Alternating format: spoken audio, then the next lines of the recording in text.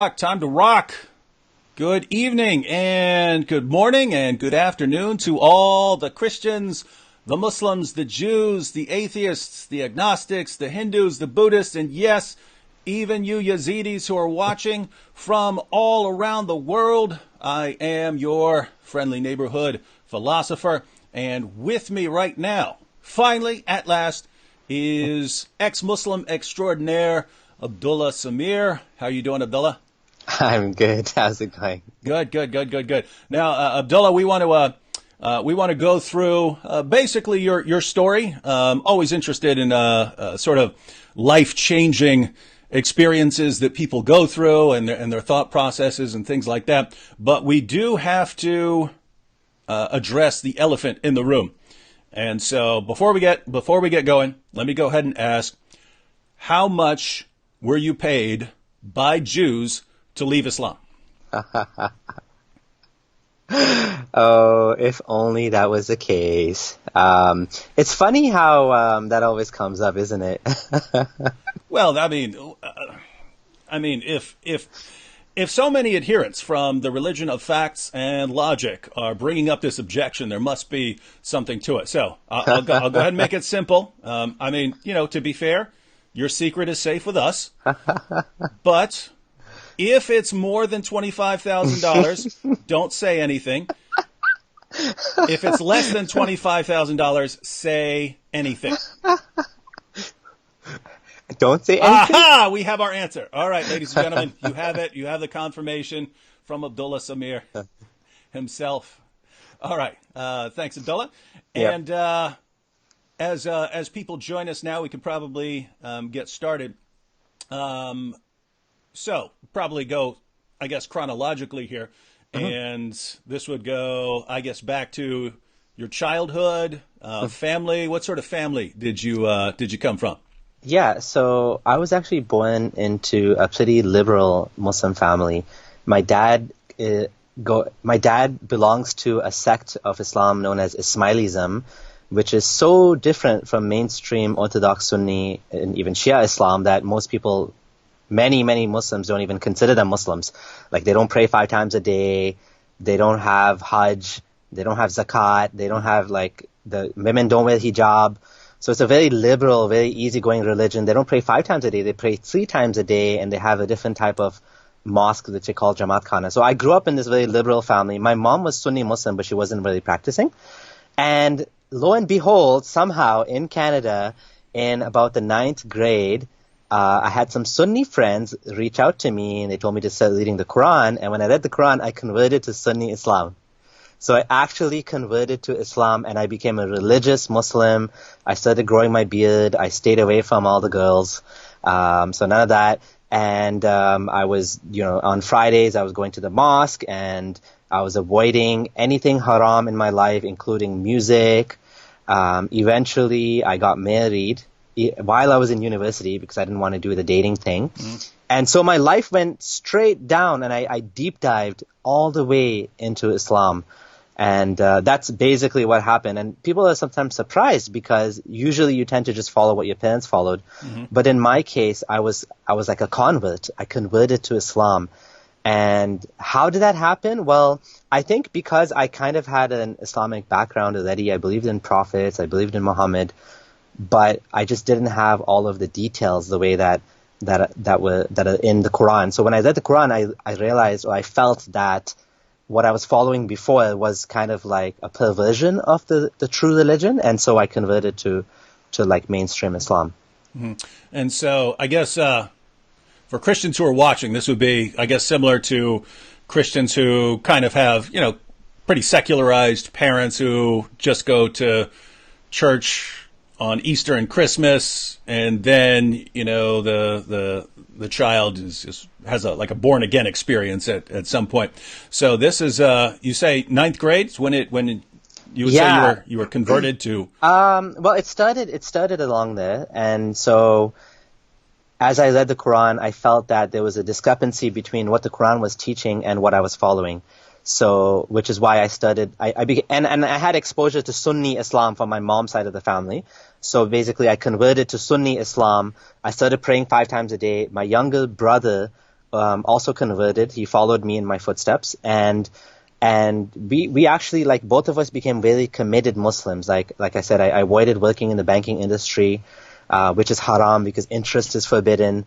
I would obviously eat only halal meat, and obviously I wouldn't drink, wouldn't smoke, and yeah, Islam was very important to me. So much so that I involved myself in conferences. So they had different Islamic conferences. We had a dawah booth that I used to go to on the weekends.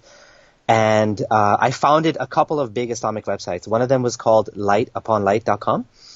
And I left that website up there so people can actually see. Because when I first came out and I said I left Islam, a lot of people said that you're a Jewish spy, Jewish conspiracy, blah, blah, blah. And I was right. yeah, like it actually happened to me, and which is why, I mean, it's as ridiculous as it sounds. One of the first things I said in my coming out video was, a lot of people are saying I'm a Jewish guy or whatever, right? I even his accent is Israeli. I had people tell me. It's like, have you ever heard an Israeli accent? I don't have an Israeli accent whatsoever. Oh yeah, there's a question here about, so you grew up in Canada, but they're asking a little more about your family background. So Jacob Matthew said he's guessing Pakistan or India. Yeah, so the interesting thing is I was born in Kenya. My parents are born in Kenya. My grandparents are also born in Kenya, but then it goes back to India. Mm-hmm. So like few generations back, you could say Indian ancestry. So do you know why they headed to Kenya? Was it? Well, it was so long ago, so I actually don't know. Yeah. For whatever reason, I guess there was some sort of maybe economic reasons why they migrated. Mm-hmm. Yeah. Yeah. That's And interesting. then we obviously came to Canada because Kenya is not the best place to live. So there's a lot of corruption and bribery, and so we actually moved to Canada. And Canada, I think it was a great decision coming to Canada. Yeah, when you mentioned lightuponlight.com, so I went ahead and clicked on your website, and I see all of these. It looks like there were links to lectures or something like that. But Yeah. then a notice pops up. When I clicked on it, it said, "Dear brothers and sisters, after running this site for many years, I have left Islam. Would you like to read more?" That's Yeah, and so that was one big website I built, and I don't know, I think it had like over 1 million downloads or something. I can't even remember now.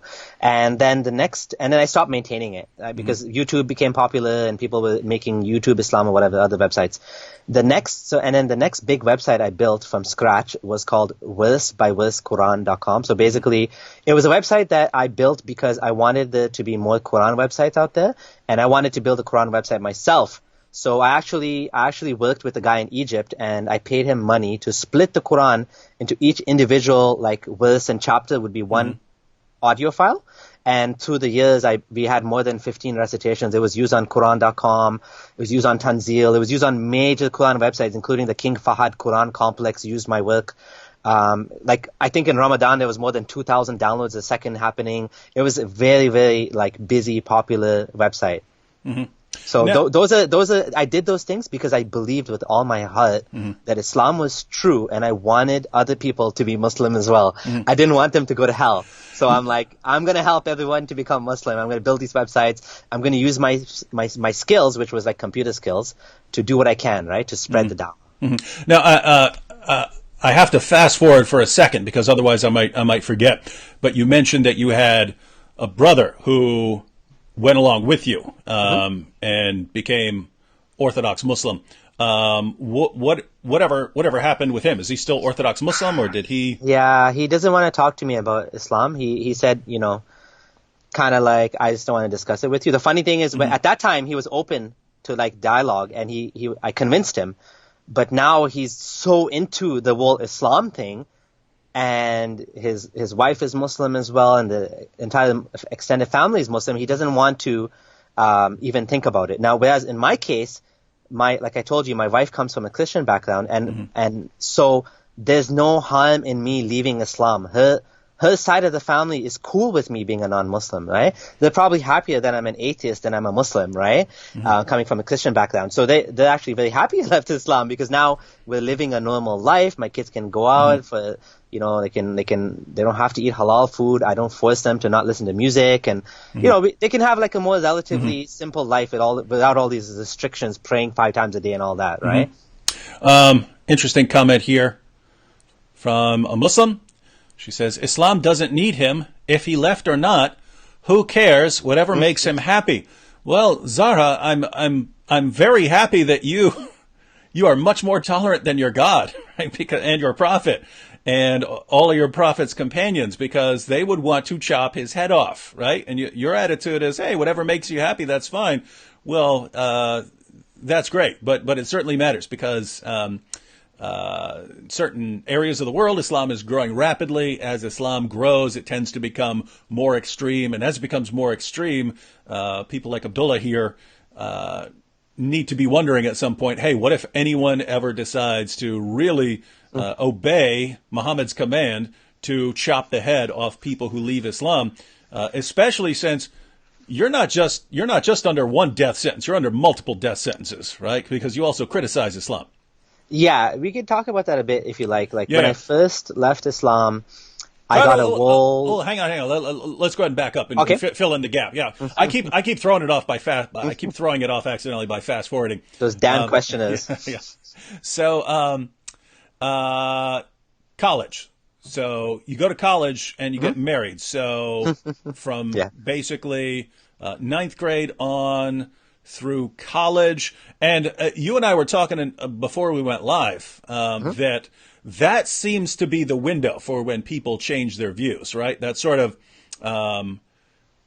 between ninth and 10th grade and the college years is usually when someone changes from like atheist to Christian or Christian to atheist or Islam to something else or something to Islam seems to be in that window, because it's always seemed to me that before that you just have an overwhelming tendency to believe what your parents believe. When you're when you're 6, 7, 8, 9, you believe what dad says. And if someone else challenges you, say, well, it's not what my dad says. Yeah. Whereas, you start hitting 15, 16, then you're in that window where, if now you're starting to think for yourself, you're being exposed to a lot of different things. And so you have that opportunity. But if you go kind of farther than that, like if you go past college, well, then people are sort of set in their ways and they have careers and now they're thinking about other things and they just don't have changing your worldview when you're 40 or 50 years old is kind of, it's much harder. Yeah. Because now you have to be thinking not just about, hey, what my parents are think, but hey, what are my kids going to think? What is everyone going to think? Yeah. So when did that? I guess we should. So I guess we should ask. Yeah. I was 18, and it was 18 when I converted to Islam, around 18, and I left Islam just 4 years ago. So obviously I'm long done with university. I have kids. My oldest is 11, at the time was around 11. In 2015, I left Islam. And what actually happened was I was starting to have like small little tiny doubts. But in Ramadan, I was at the mosque and one of the imams was talking about something. Oh yeah, actually before that, sorry, step back 1 year. I always forget this part of the story. I was discussing with online, this was in 2014, so a year before I actually officially left Islam. There was a guy who told me he was Christian and he said I almost converted to Islam, but then I found out that a lot of the stories in the Quran are coming from Jewish myths, Jewish mythology, the Talmud, right? And I'm like, ha ha ha ha, don't worry, I will solve your problems, let's talk. So then I started to discuss with him and he said, no, look into it. It's because I'm like, no, but these stories actually come from God, not from Jewish rabbis or whatever, right? And he was like, no, look into it. And I looked into it and I started to have trouble because I found out that a lot of the stories in the Quran actually came from the Talmud, which is like the Jewish fables. Like the Jewish, like they had the stories that they passed on from generation to generation, and they're not considered like revelation, right? So these stories, some of them ended up in the Quran. So I was like, oh my God, this is troubling. And then the whole Dhul Qarnayn thing, was a big problem as well because I couldn't make sense of where is this gigantic gate. But I ended up bearing my doubts and becoming staying Muslim. I left Islam for 1 day, but then I said, you know what? I talked to my wife, I talked to my friends, and we were like, you know what, Islam is good. I'm just going to be a Muslim, right? These are just small doubts, so just forget it. Just forget your doubts. 1 year later, all of my doubts came rushing back again in Ramadan. Halfway through Ramadan, I was in the mosque, and the Imam was like, And these astronauts or something, these scientists, they think they're so smart, but Allah knows better. He says the sky is held up without any pillars or something, right? And I was like, oh my God. And all of the doubts came rushing back to me. So the science, which is basically the way that the Quran describes the world, it very much seems to be the work of a 7th century man.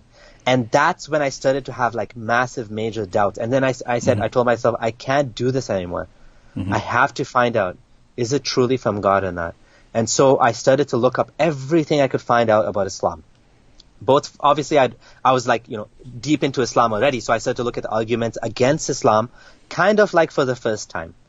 And so at that point, I finally realized that Islam was false. I ran into your content as well. So the biggest issues for me was the science, or basically the description of the universe in the Quran, about how Allah says he holds up the sky without any pillars, how he keeps up the sky from falling, how, like on and on, how the sun and the moon go in orbit, and, basically it's a geocentric model of the universe. So these were the biggest problems for me. But then I found your content as well. And I actually started to see that even Muhammad's life was not as pure as I thought it was. You think? And the funny thing is this wasn't my issue back then. Like that's not how I got into it. I just kind of didn't think about those things. And I just accepted it. Okay, but this is truly from God. So even if I can't make sense of him having so many wives and all that stuff, I just accepted it.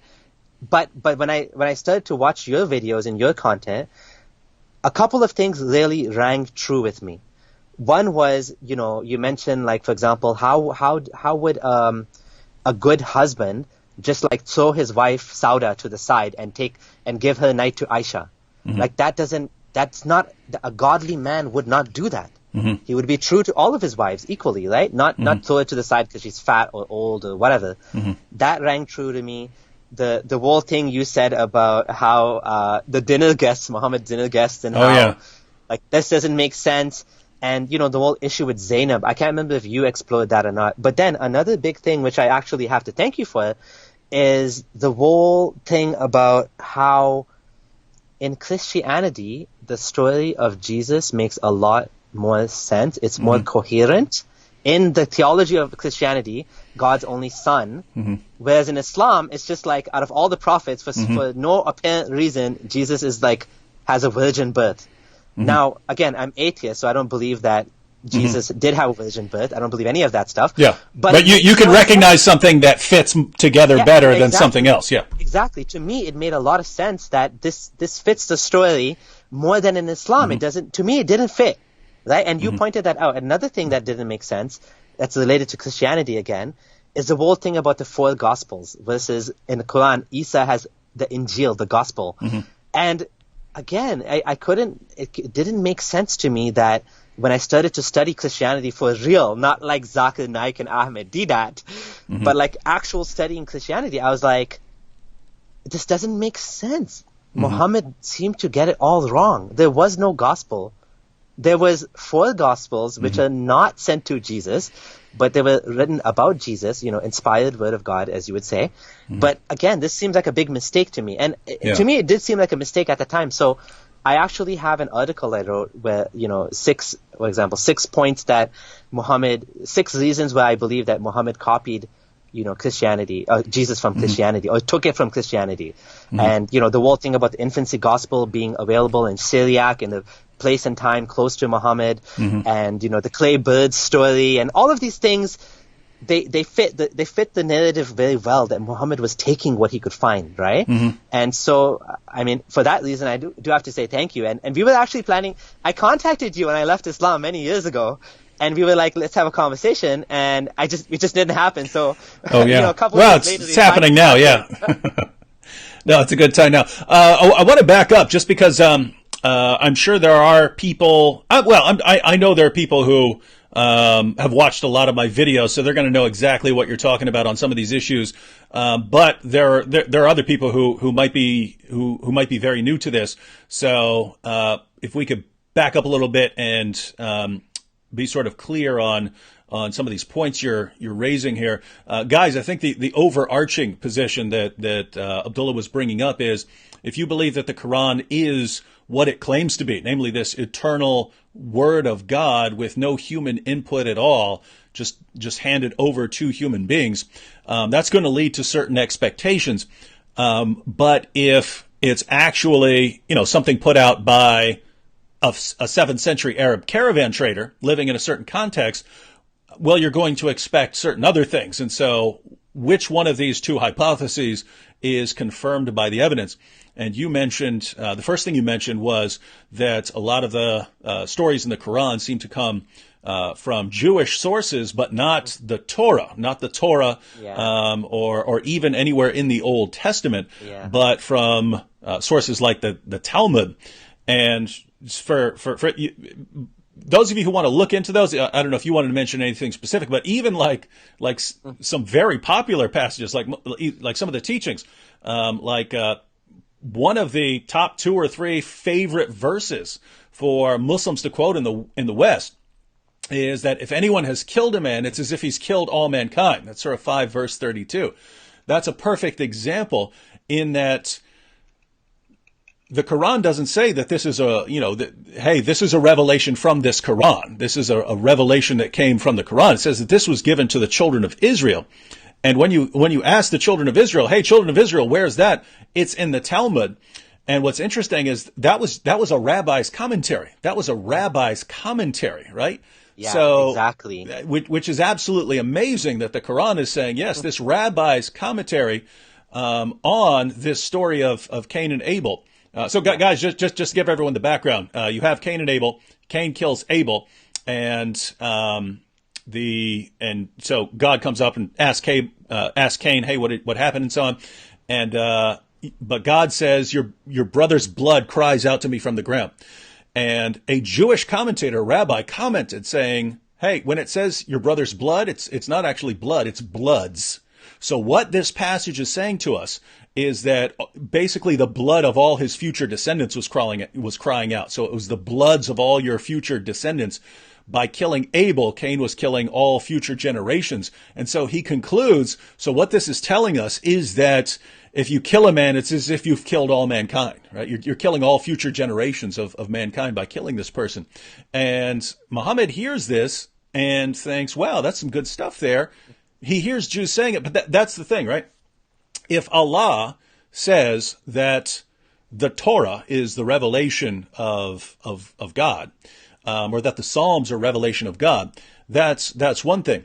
But I would expect Allah to know the difference between the Torah and some guy's commentary much later on in Mishnah Sanhedrin. I would expect God to know that, but I wouldn't expect Muhammad to know that, right? If he hears a Jew quoting the story about Cain and Abel, and then also hears a Jew giving this quotation, if anyone kills a man, it's as if he's killed all mankind, I wouldn't expect Muhammad to know the difference. And we find that the author of the Quran doesn't know the difference. So does that fit better with it being from God or with it being from Muhammad?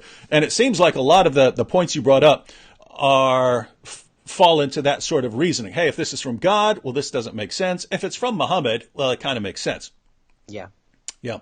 And so on with, you're talking about the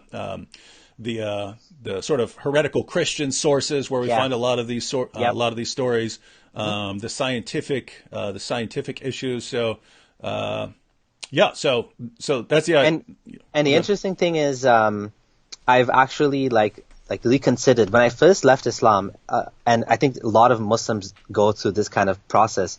You're looking for mistakes in the Quran, but later on you realize that it's not even about mistakes in the Quran.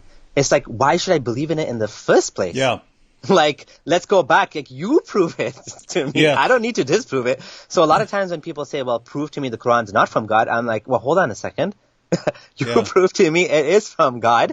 And then if you want, we can get to some of the mistakes. But the burden of proof is on you to show that it's from God, not on me to say it's not from God. No, that's actually that's a very important point, right? Because if there were some great evidence for the Quran, then maybe we would overlook some of these other things, right? So in other words, if there was some amazing evidence that Muhammad's a prophet and he actually brought revelation from God, then if we read in the Quran that, that God revealed to the children of Israel, if anyone kills a man, it's as if he's killed all mankind. And we know where this comes from. Maybe we say, okay, well, maybe this guy heard it from somewhere else that was revelation. Maybe he got it. Maybe we look past that. But if we never have the good reasons to begin with, then all we see are problems, right? All we see, okay, here are 1,001 problems, but no good reason to actually believe it.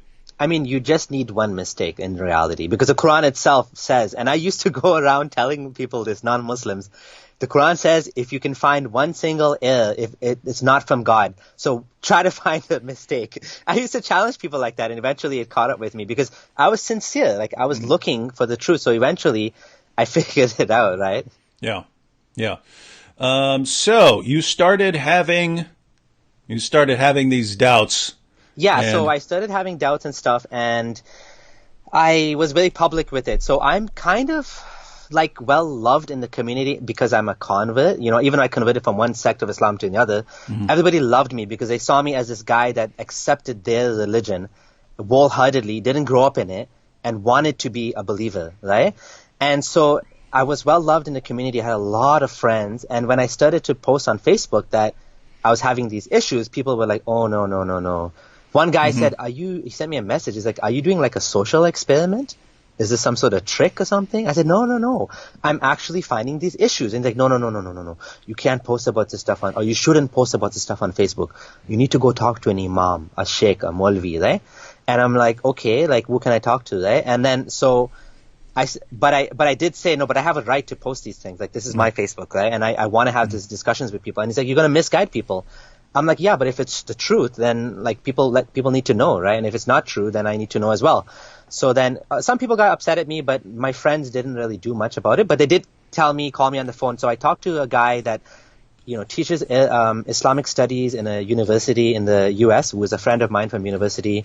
I talked to another guy who studied in Egypt, Arabic, and he came back and we had a long conversation. I talked to a sheikh who teaches, he studied in Saudi and he teaches all over the world. I talked to a bunch of people. But what I found was there wasn't any compelling answers to my questions, to the doubts I had, to the holes in the Quran. There was no real solution to these problems. And so, but then there was one guy who was a friend of mine around the same age who told me I almost left Islam, but I ended up staying as a Muslim. And let's talk. And I'm like, yes, this is amazing. So I deleted all my Facebook posts and I went to meet him. And I went to his house and we talked for like 5 hours. And I'm like, oh, what about this? What about this? What about this? What about this? I asked him all the questions. But this was very early on, keep in mind. So now, obviously, like, I actually have even more problems with Islam than I did before. But this was just early on. Like, I hadn't even looked into like evolution or anything like that. And so when I asked him some of these points, some of them he's like, this is like a leap of faith we can take. Some of them he's like, well, I have this sort of explanation about this. And some of them he said, at the end of the day, what he told me was, I don't want to be wrong. Basically, Pascal's wager. And so I'm just going to accept it. And I said, okay, what if I have some more questions? Can I talk to you? He's like, no, I don't want to talk about it anymore after this. I'm done. I don't want to think about this anymore. But then at that point, like, there was nobody else that could actually help me because everyone I talked to, I even went to another mosque, a Sufi mosque this time, and I talked to that imam too, and he kind of got mad at me for asking questions, but he didn't have answers either. Like, nobody had solutions to these things. So then I started blogging, and I created a blog, abdullahsamir.com, and I started to document all of these issues because I kept having the same conversation over and over and over again. And so I started blogging, and then eventually I decided to make a video because, again, even when you write stuff, people don't know if you're like a real person who is a Jewish conspiracy. So then I made a video. And then when I made the first video, it went viral. It had like 100,000 views or something. And then I think that's when I finally ran into you. And then it started to get the death threats. So the thing is, I got a lot of death threats early on in the beginning. And I feel now what I think is that, like, online death threats are so cheap. And by the way, one more thing I have to thank you for. I saw the videos where you're like, I challenge a jihadi, and you went out and you're like, okay, let's meet at this time, this place, right? And well, no, never showed up, right? No, it was he had said, if I will meet him in Manhattan, then he will kill me. And so I said, okay, here's the time and the place. And he said, no, he said 6 o'clock or something like that. And I said, no, my kid's got MMA during that time. So pick a different, how about noon? And he said, okay. And yeah, I went down. That actually happened several times. That time I videotaped it. Yeah. But yeah. So that was inspiring to me because I'm like, wow, this guy's brave, and if you can do it, I can do it. And other ex-Muslims that came out before me, Imtiaz Shams and Hassan Radwan, and other people that were public and they were okay. So I'm like, you know what? I think I can do this too. So I came out, and I got a lot of death threats, right? And like I was saying, I feel like death threats from anonymous profiles, and especially from people in Pakistan, a lot of them were Pakistani. They're just so cheap because there's no, it doesn't cost you anything, and there's no risk to you. A real death threat in real life would be more serious and more significant. But I got a lot of them, and then they kind of tapered down, and I didn't get any for a long time. And I still get them from time to time. Maybe I don't look at them. I just ignore them because they're kind of annoying. But I did get something else happen to me, which is, well, first of all, I cannot travel to any Muslim country. I would not dare. I would never ever go to any Muslim country. I would never go to a Saudi embassy. I mean, that's stupid. Yeah, that would be very, very dumb. Yeah. And but one thing did happen to me, which is I was harassed at my office in a sense. What happened was I found out after the fact, I'm in IT, so I don't do this for a living. I actually do this just to help people. But my full-time job, I have a full-time job and I have kids. Like I told you, I have 5 kids. I have a wife, right? Little side note. Would you like to do this full-time? If you could do anything in the world, would you be doing this, or do you like doing tech stuff? I think I like the freedom of being a YouTuber. Yeah. I love being a YouTuber, right? Yeah, I love the it. It's my favorite thing in the world. 9 to 5 is annoying, right? You know what I mean? I get up every day, you have to go to work. You don't have the same the same level of creativity you can put into it, compared to writing, blogging, YouTubing, all that stuff. So I wouldn't mind, but I don't know if it'll ever get to that. If it does, we'll see. But for now, I'm not, making money from this is not my focus by any means. For now, I really want to just do this to help people, and if a little bit of money comes out of it, well and good. But it'll be a while, I think, if it becomes, for me to make it full time. I think it would be too much. It'd be too much of a burden right now because I have young kids and I need to spend time with the family. So I do it when I can. I squeeze in a little time here and there, right? Well, I just want to say, for people who do want to support you support your work on YouTube, I got the link to your Patreon there in the description box. So if any of you want to chip in to Abdullah so he can focus more and more on these things as time goes on, that link is there. Thank you so much. That's so kind of you. So what happened was, just to finish off the story, was I found out from my boss. Actually, I found out from somebody else that people were calling my company and telling them, you should fire this guy. Wow. They figured out where I worked. First of all. So someone I know, or somehow from what I had online, even though I didn't have the exact details online, but I had some details. They figured it out, and then they called up the company, multiple people, and they said I need to get fired. Because I'm against Islam and I'm a bigot. I don't know exactly what they said, but I'm a bad representative of the company, and I shouldn't be employed because I'm going to make them look bad, and I'm a bad person, and you should fire him. So they wanted to fire me. No, they didn't want to fire me, but they had a conversation about me, human resources. I think even the president got involved. And thankfully they decided that what I do online is my own business. That's cool. And you know what? It doesn't affect my work. I'm not going around saying, hey, I'm so-and-so person on behalf of this company saying these things. This is my personal life, right? And so my personal life shouldn't affect. And plus, I'm a good employee. They loved me. I'm doing excellent work. I even got a promotion after that. So oh, nice. I guess that's part of it as well, right? You do good work and people will like you, right? No, it's interesting what you're bringing up, because basically everything you say about your experience, I'm either having flashbacks of my own experiences or people who I know. Because when you mentioned that, it had to be someone you knew who went and told told the company. Nabil had left Islam for about a month when he got his first death threat, and it was attached to his car, and he was not public. What? Yeah, he was not public. He was not online. So this means that it was someone he knew, right? It was one of the few Muslims that he knew that he had mentioned this to, who and so there's that. And then going along with the death threats, I've also noticed that I still get death threats, but not nearly as many as I did several years ago. And it almost seems like it almost seems like there are Muslims in different places in the world who aren't going to do anything, but it seems like they're kind of feeling you out, right, to see what they can do to get to you, right? Yeah. Hey, if we threaten his life, is that going to stop him? If we insult him and heap abuse on him, is that going to stop him? If we start talking about his family, his kids, is that going to stop him? What's it going to take? If we have to harass him at work, is that going to stop him? And they kind of feel it out. And so, as you mentioned, who cares about the vast majority of them? The only two kinds of death threats that I ever even remotely take seriously, they're kind of two extremes. Okay. On one end are like the rambling, insane, death threats, because there I start to feel like I'm dealing with a mentally unstable person who might want to I know what you mean. Yeah, it'll be die Jew, kill, die, kill, stupid Jew, blah, blah. And it'll just be this rambling, incoherent thing in all caps, everything misspelled. I'm like, this sounds like a legitimately mentally ill person here who might do something if I'm ever in the right place.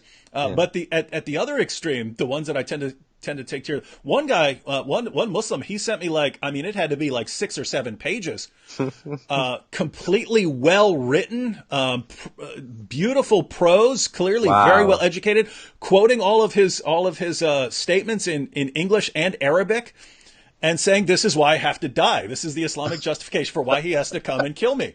And so there I'm like, okay, this guy's putting a lot of thought into this. He's not just typing out a quick little comment, hey, I'm going to kill you or something like that. The psychopaths do worry me as well, because one of the guys that threatened me was like a stalker type dude. I'm not going to say who he is, but he was a stalker type dude. He had I Googled him, and he had previous warrants for his arrest for physical violence. Oh yeah. And this guy was literally stalking me. He didn't and he was one of the guys who threatened me. So you got to watch out for those psychopaths. Yeah, unfortunately, the more kind of popular you get, the more of these psychopaths you run into, right? And you know this more than me. I know all about psychopaths. The more people you run into, the more likely you have these crazy people after you, right? That's the unfortunate thing. Yeah. Mm-hmm. So, how old were you when you, I guess, finally, you're no longer a Muslim? Yeah, I was in my 30s, so I was. Whoa! That is like senior citizen as far as massive worldview change. Yeah, I was 32, and it just like I said, I just truly believed in it, and when I found that it wasn't, I couldn't add, 1 and 1 wasn't equaling, 1 and 1 was equaling 5. I had to throw it out and say, no, hold on, I need to make some adjustments to what I believe. So what was you mentioned that you had an 11-year-old son, but that your wife was from more of a Christian background. So what were things like for your kids? So actually, my wife also had become Muslim before she met me. So we were both Muslim. So she does come from a Christian background, a Pentecost background, half Pentecost, half Catholic, her parents, I mean. But she had converted to Islam, and she was a full hijab wearing woman. And so we were a very religious family. And so when I left Islam, I was a little bit nervous in the beginning. I was quite nervous because Islam says a Muslim woman cannot be married to a non-Muslim man. A Muslim man can have a Jewish or Christian wife, but not the other way around. And I was a disbeliever, right? I was considered kafir, right? Yeah, repeat that for everyone. So, guys, just so everyone understands. In Islam, a Muslim man can marry a Jewish or Christian woman. But a Muslim woman cannot be married to a Jewish or Christian man. Yeah. And so, according to Islam, if your husband suddenly becomes an unbeliever, that's supposed to end the marriage right there. So how did this play out? So some people say, some scholars would say you have 30 days or something to bring him back to Islam or whatever. But the reality is that she would technically have to leave me, right? Because if she stayed as a Muslim. And so I was a little bit nervous. How would she take it? So thankfully, I gave her a little bit of information at a time, and she didn't end up leaving Islam per se, but she didn't end up leaving me either. So thankfully, we have 5 kids, and we managed to keep the family together. Yeah. And she was able to say, okay, even though I still believe in this stuff, to some extent, I'm not going to leave you over this because that would be like a disaster for the family, and it doesn't make any sense, right? So she stayed with me. And of course, some of the Muslim friends were kind of annoyed with her and said, yo, you should have left him because of the kids, which makes no sense because I still would have been in their lives, which is so ridiculous that they were saying that. But they wanted us to break up, right? Many, many people in the Muslim community wanted us to break up because and many people were against me because they saw me as some sort of evil influence in her life. I was going to like deconvert her or something, right? And so they were like, he's going to misguide her, this nasty guy, whatever, this apostate, blah, blah, blah. But thankfully, we ended up staying together. My kids, like we were discussing just before the call, I'm so glad that they're young enough that they're not like totally indoctrinated into Islam, and they were able to like see things like from like a neutral perspective. Like they're young enough, right? So my son, he's now 14, and he is growing up, and he's going to decide for himself what he wants to be, whether he wants to be Muslim or not. But I have a strong feeling that none of my kids are going to be believers, because when you see your parents, at least your father, leave Islam like that, like how could you believe in it anymore? Because it's a groundbreaking, it's a ground shaking thing that a guy goes from like praying 5 times a day and doing everything in Islam to just completely leaving it. So I have a feeling that they will not end up being Muslim, and they will have to decide for themselves if they want to believe in God or not believe in God. We want to teach them that to be rational and to look into things for themselves and make their own decisions and make their own conclusions, and how to come up with these conclusions. I want to teach them all of these things as well. And so with the I agree with the kids. It would be very strange for them to become Muslims. Normally, when I hear of someone converting to Islam, it's based on misinformation.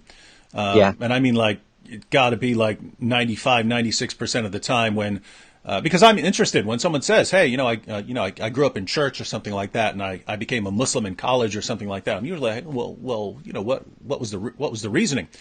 And it's usually based on just total nonsense. The person clearly didn't read anything remotely resembling a Muslim source. They believed, their Muslim friends, what they were telling them without actually doing the research and so on. So, but that, that's not going to happen if your dad is, you, basically, right? You know what I mean? So, yeah. So, yeah. All right. So now, at that point, because this is always interesting, right? Because when you leave Islam, you got a couple different routes you can go, right? You can just go on living your life, right? Living your life. You had a job. You got a job that you like. You can do that and lay low and be quiet and aren't going to have many problems. Even though Muslims in the area or Muslims that you used to know, they'll know who you are, and they might want to bother you or something like that. Worst case scenario, you can always move somewhere else, and then you never have to worry about it again. No one's ever going to know anything. But you decided to be vocal about it. So now you already mentioned earlier that you wanted to help people, but I mean, was that ever? Did you ever really have to think through that? Because, it's not just you. It's, you've got a wife and kids. And if you've got enough people who say, hey, we want to chop your head off, then that has to be a concern. So the interesting thing is that, so the Muslim community that knows me, like they all, like to different extents, they know where I live and stuff like that. They didn't attack me in any sense. Most of them actually ended up just being sad for me. They wanted to invite me to conferences. A bunch of them, like I told you, they wanted to meet me.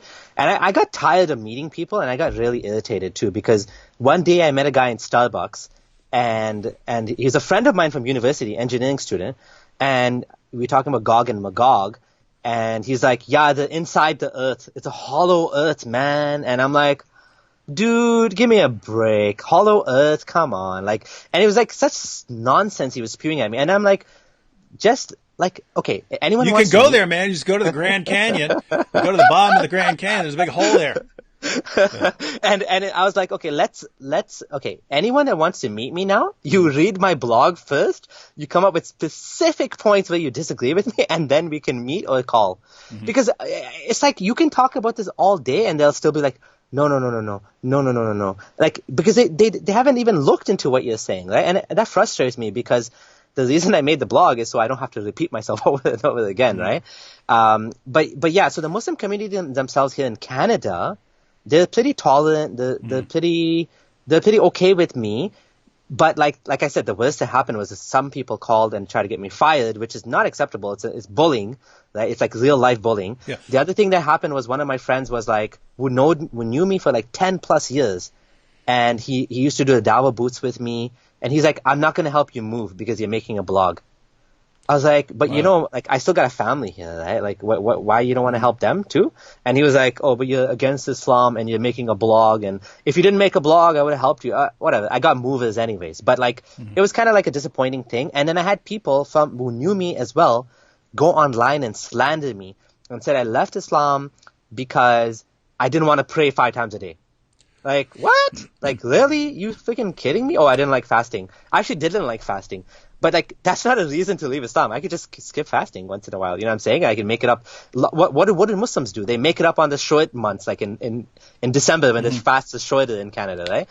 So that's not a reason to leave Islam. But some people were lying against me like that. That really upset me, especially people that knew me and my family. Mm-hmm. Yeah, and that's always the case, right? I've never seen a Muslim who left Islam where he wasn't saddled with all of these other motives, right? Because from a Muslim perspective, it can't be, hey, I actually sincerely looked at the Muslim sources, at the Muslim stories, and concluded that this doesn't come from God. It can't be that, because that would be a problem with the religion. So it has to be you're getting paid by Jews or something like that. So even with Nabil, people who didn't know him would say things like, "Oh, you're getting paid. Oh, you converted because you wanted a white woman or something like this. Why was it?" And but for people who know him, people know that's all ridiculous. And so the people who knew him would say he was brainwashed by me, right? Because they can't say he's doing it from some horrible motive. So they concluded that I'm like this diabolical manipulator and so on. And I'm just like, do you have any clue how smart this guy is, right? Do you have any clue how smart Nabil is? You think that I'm this psychological genius, mastermind manipulator. But notice it has to be something other than you actually finding a problem in Islam. And even going to your boss trying to get you fired, that fits into that category of what kind of pressure can we put on this person that will be enough pressure for him to realize, wait a minute, I can't keep going down this road. I can't keep doing the same thing I'm doing. And that's the same category as the death threats and everything else. It's always, we either want to control you and force you to be a Muslim again, or if we can't do that, at least control you enough to where you're not going to say anything about it. At least you're not going to criticize it.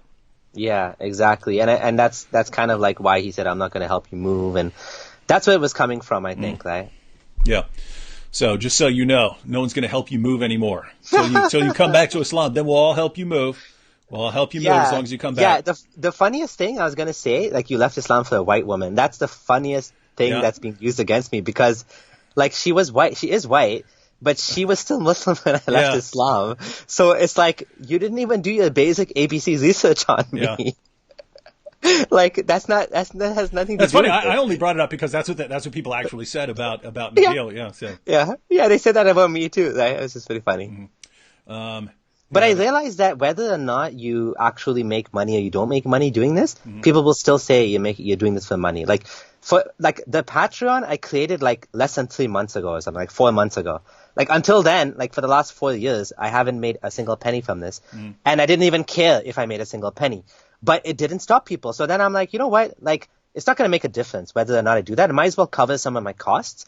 But like, people don't care. Like, they're going to insult you whether or not you do it, whether or not you make a bit of money on it. So I'm like, whatever. Might as well make a bit of money too while I'm doing this. No, I mean, doing videos, doing YouTube, you can always, upgrade your tech, your software, cameras, mics, all that stuff. And so it does help when people are contributing. So time consuming. Yeah, no, I mean, when I mentioned that I'd had a lot of sort of parallel experiences, but when I actually started debating and so on, I remember this time I was invited to a church to speak, and then I showed up, and the pastor said, we got calls from 15 different Muslims saying don't let you speak because you're a bigot and hate monger and stuff like this. Wow. And this is before I was like, wow, David Wood on YouTube. Back then I just started debating and stuff like that. And so, but that's actually part of the reason why I focused on the internet. I was like, I'm getting a PhD in philosophy. All I can do with a PhD in philosophy is teach at a university. I can't teach at a university if I got people calling the university all the time and harassing me at the university. So ironically, that those complaints actually helped cause me to focus on the internet more, focus on YouTube. So I'm like, well, they can't shut me down. They can't shut me down on the internet. Oh, that's becoming a problem too now. Yeah, I know. That's what sucks, right? Because 10 years ago, I'm like, okay, you can shut me down pretty much anything I do. You can shut me down from speaking. You can shut me down from working. You can't shut me down on the internet. Therefore, it makes sense for me to just focus on the internet. And that's why, it's terrifying now when they start, deplatforming you. Yep. Have you had any experiences with that, with videos or anything being oh my God. I've been banned from Facebook so many times for 30 days at a time. I'm on my third 30-day ban right now. Now, were you calling for violence against Muslims or something? No, I was basically attacked okay, so here's the thing. I'm known as the ex-Muslim that's like the most reasonable ex-Muslim. Like I try my best to be as balanced as possible in my critique of Islam. But is that your title? You should get T-shirt, the most reasonable ex-Muslim. And you could put a scale of like reason, and you're at the top, and then the apostate prophet, he's a little bit lower, and then all these other guys are down there. What I mean is not reasonable in the sense of like rational, but like you're doing everything you can to be fair, right? Yeah, like I'm being kinder to them, and I'm giving them points where they deserve points. Mm-hmm. But even then, I still got like deplatformed 3 times now. It wasn't even what I was posting. I was banned for the most stupidest thing because people were targeting. Like they went through all my old posts. They found I had this like a funny post which was after sex selfies are trending again, and it was a picture of a guy that was like laying with some girl, and there was no nudity in it. It was just a guy's chest, which is usually fine, right? Mm-hmm. And I was banned for that. I was like, 30-day ban for that? Like, there's much more nudity on Facebook than that. And I was banned for, again, the second time was again something so stupid, and I realized I can't use any sarcasm on Facebook either because it's taken the wrong way. And well, part of the problem is if you've got people who are coming after you, they're going to basically complain about anything you do, anything you can post, even if you mean it in a completely innocent way or it doesn't violate all the policies. If everything you post, you have 50 people complaining to Facebook about, then some of that stuff is going to get you banned, even though no one would ever think twice about it if you didn't have people targeting you there. Yeah, exactly. Yeah, and as you know, Apostate Prophet was banned on Twitter now. So I feel like my day is coming on Twitter too. I don't know when that's going to happen, but I feel like it might be coming everywhere. So that's the sad part. Yeah, which is why I have a blog too. Right? Like no one. I mean, shutting down my blog would be like I have to be like literally like telling people to kill others or something, because like to get to that point you have to be like on a terrorist watch list or something, you know what I mean? But my blog is going to stay up, and that's what I'm most proud of. Like that's my effort. Obviously the YouTube took a hell of a lot of work as well. So I hope I don't lose those, but I keep backups of all my videos just in case that disappears one day as well. That's good. I mean, just think about this, right? You've got Hollywood. Hollywood's pretty one-sided on a lot of things. You've got the education system that can be very one-sided on certain things. You've got politicians and so on. The internet has become the place where everyone can have sort of a fair say and to share your ideas and things like that. And when people say, hey, those guys over there who are quoting facts and sources and giving reasoned arguments, they have to be silenced, instead of just being refuted, right? Instead of saying, okay, well, here, we're going to show that they're actually wrong about these things. When it has to be, no, the apostate prophet said that Islam promotes violence or killing apostates or something like that. Yeah. We have to shut him down. We don't examine what he says. We just have to shut him down. That's some terrifying stuff. Yeah. All right. Well, we have, now check this out. We have We have Zahra over here saying, so when can we ask this guest questions? Now we have about 1,100 people on here. I would like you to, before we, if you want to take some questions, Sure. we'll take some questions. And guys, if you could get them ready now, because I would like Abdullah to talk a little bit about his views right now, as they stand right now. And then after that, we'll get to some questions. Now, if you posted a question 5 minutes ago, I'm not going to be looking at that. I'm only going to be looking at the ones that are popping up right now. So if you had a pressing question for Abdullah, go ahead and repost that. I'll give him sort of the most recent questions. But okay. Abdullah, so you've mentioned that you are an atheist, but with atheists and agnostics, there's kind of a spectrum, right? There's kind of a spectrum, and some people have already asked you to mention sort of your views on religion. Now, you're on a Christian page right now, and there are lots of Christians over there. I just want to say, don't worry about holding back. We're not made of glass. We're not sensitive. We get blasted all the time for our views. So if you just want to give your perspective on religion in general, belief in God in general, all of these, your belief about the world, and basically anything you want to share, just so people can understand where you're at right now, and then we'll take some questions. Okay, thanks for that. So basically, I believe. At the moment, I'm an agnostic atheist, so what that means is I don't believe in a God. I believe that the universe is eternal in some sense, but not in particular this instance of it, because obviously there was a Big Bang and there was a beginning to it, but maybe it's cyclical. I'm willing to say that I don't actually know, how all of this came about and how we got here. I do think the universe and humanity and all of nature is amazing. And as I learn more and more, I'm always blown away by it.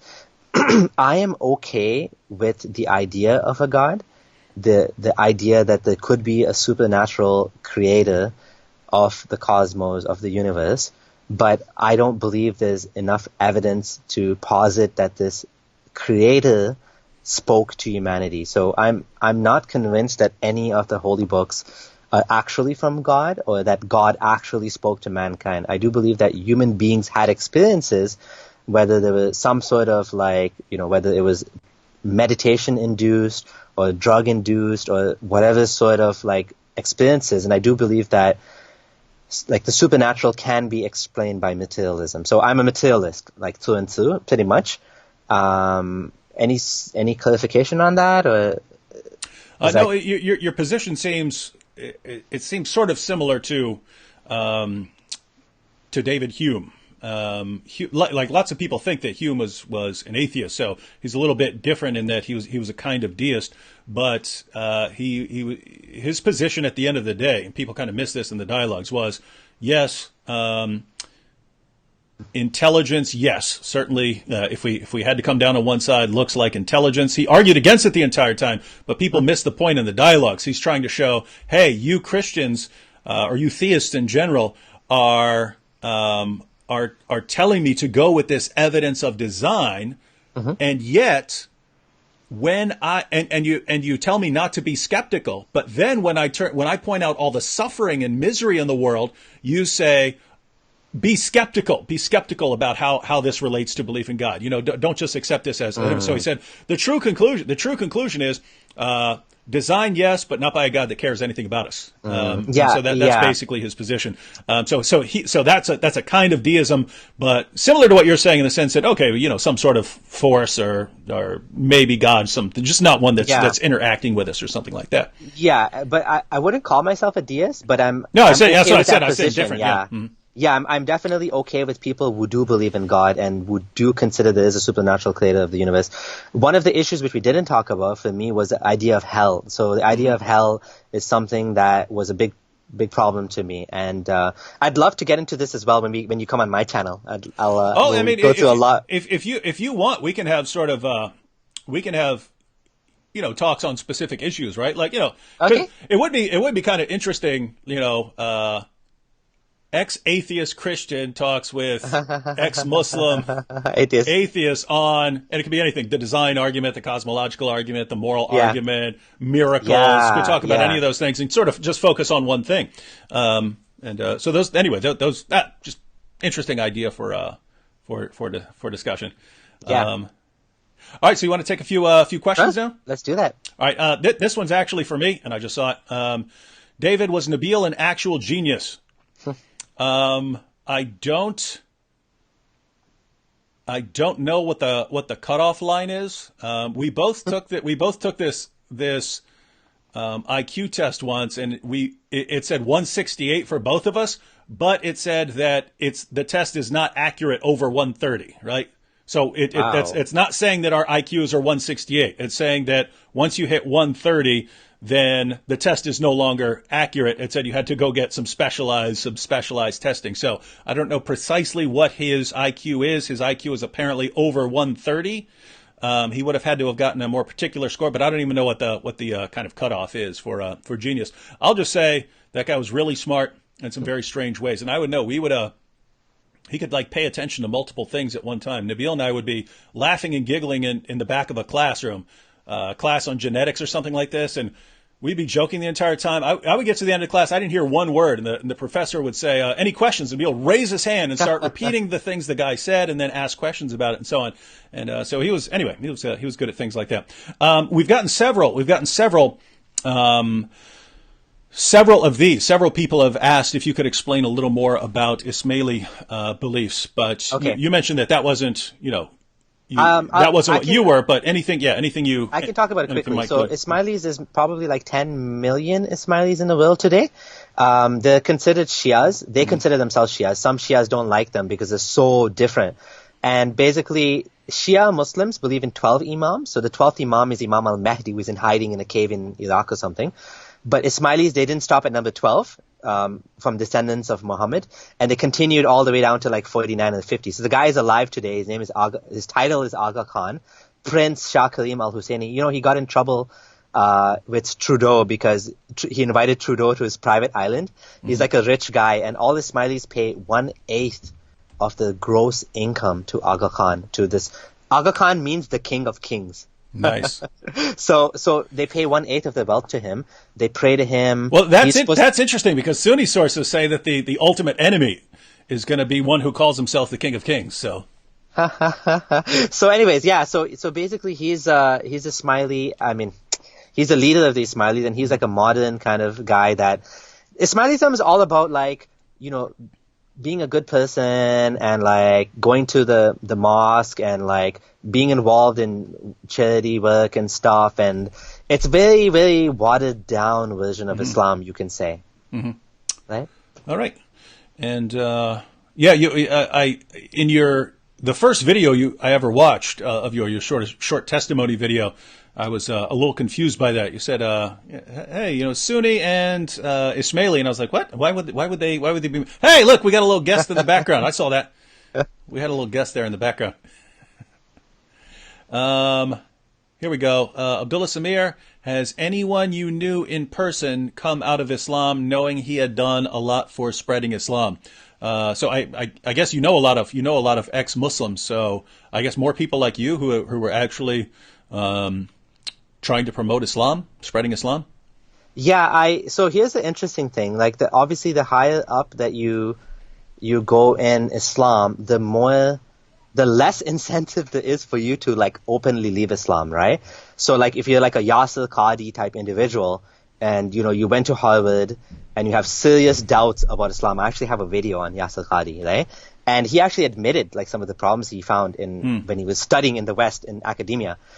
And like, why would you want to come out, right? Like, you would lose everything. Like, you might even be killed. Like he's probably much more risky for him. But I know people who studied in Medina. One guy I know who's like almost like a scholar. He can't come out because, again, his ex-wife has kids and it'll cause problems for him. I know so many people who left Islam, but like 99% of them are in the closet. Yeah. Like, almost nobody can come out. Now, the lucky thing is, in my case, my wife isn't going to leave me, thankfully. Her family is not Muslim. My family is liberal. They're liberal Muslims. They don't care if I leave Islam. They're like, my auntie was crying and stuff, but they're okay with it. So I took this responsibility on myself, and plus my personality is outgoing and stuff. So I was happy to speak about Islam and why Islam is false. and I'm safe in Canada. That's a big part of it. I'm not like this amazing, brave guy that's like a hero or whatever. No, I'm safe in Canada. My family doesn't care. My mom still loves me. My dad still loves me. My wife doesn't want to leave me. So why the hell don't I do this? You know what I'm saying? Like, why be selfish and keep all of this stuff to myself? Whereas there's other people in much more difficult situations, and so they can't come out. I know so many people that either the wife will leave them or they're scared to tell their parents. And so there's a big community of ex-Muslims under, like, it's like an iceberg that's just waiting to come out, you know? And I think there's going to come a point in time where a lot more of these people will actually come out publicly. I have a list on my blog of testimonies of people who left Islam. There's like over 30 people who personally contacted me and said, I left Islam because of you. But only a couple of them put the real names, which I hope as more time goes, they'll put the real names. Yeah, and I agree with you that there's going to be a kind of tipping point where, and I think it may have already started, right? I mean, if you go back just 10 years ago, it was pretty rare for someone to there would be individuals, right? But it's not just like, hey, you see people all the time who are former Muslims announcing it and so on. Whereas now I see all kinds of people on Twitter, on YouTube, on Facebook who are ex-Muslims. So it seems that it's more acceptable now, and so you gotta wonder what it's going to be like in another 5 or 10 years. This one's a follow up for clarification. So Isaiah just wants clarification. Your wife is still a Muslim. Yeah. Yeah. She prefers I don't speak about her, so I'll just say no comment. I'll say that she's not as religious as before. Let's put it like that. That's good enough. Alan Rule says, Samir, in your opinion, who is the best Islamic apologist? Oh, wow. That's an interesting question. Who is that? Okay, so, I don't think there's many people that are actually dealing with the real issues that ex-Muslims are bringing out. I think that the ones who are ahead of the game would be like Hamza Surtis. So Hamza Surtis, in a sense, I'm a fan of his because he's openly come out and said there's no scientific miracles in the Quran. He said that a lot of the claims that people used to make, like Zakir Naik, like, you know, miracles and embryology and mountainous pegs and all of these things, he's come out and said, I used to say these things. Now I don't say them anymore. So they're trying to take the dawah from a different angle. I think the Sufi Muslim community is ahead of the Salafi community because the Salafi community, Salafism, which is like Wahhabism, another name for Wahhabism, which is hardline, like black and white kind of Islam, is so dumb and it's so ridiculous that it's so easy to see through. Whereas like the Ahmadiyya Muslims and the Sufi Muslims, they're like, their version of Islam is a little bit harder to kind of like poke holes at. And they don't necessarily believe some of the things that like Salafis would say. Like, for example, was Muhammad, you know, married to a 9-year-old? They'll come up with all sorts of apologetics about why that's not the case. Whereas a Salafi Muslim will say, yes, and you would just accept that, and there's nothing wrong with that, and that's the end of the story. So it's like so ridiculous that you don't even have to say anything. It's like obviously false. Whereas I think there's other Muslims who are kind of like a little bit ahead of the game. But I don't really know what my favorite apologist would be. Zakir Naik, maybe? Zakir Naik. Yeah. Naik is a joke, as you said in your video. I love that video. Yeah, I would say it depends on what you mean. Because there are Muslims who are, there are Muslims in the world who are just, they're not even paying attention to arguments. They're just paying attention to like how loud you yell or how much you put the other guy down. And so for them, you might say, okay, well, this is your best apologist. Or there are other Muslims who are impressed if you can just spout off a bunch of Bible and Quran references, if you just know a bunch of references.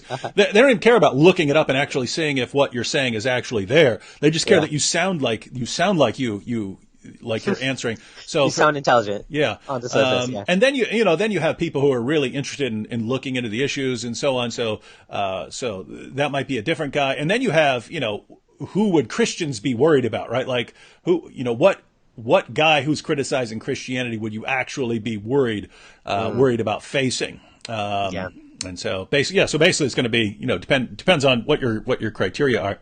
Yeah. I'm guessing this is what he says, Act 17 apologetics, which is me. It says, when are you going to change your name?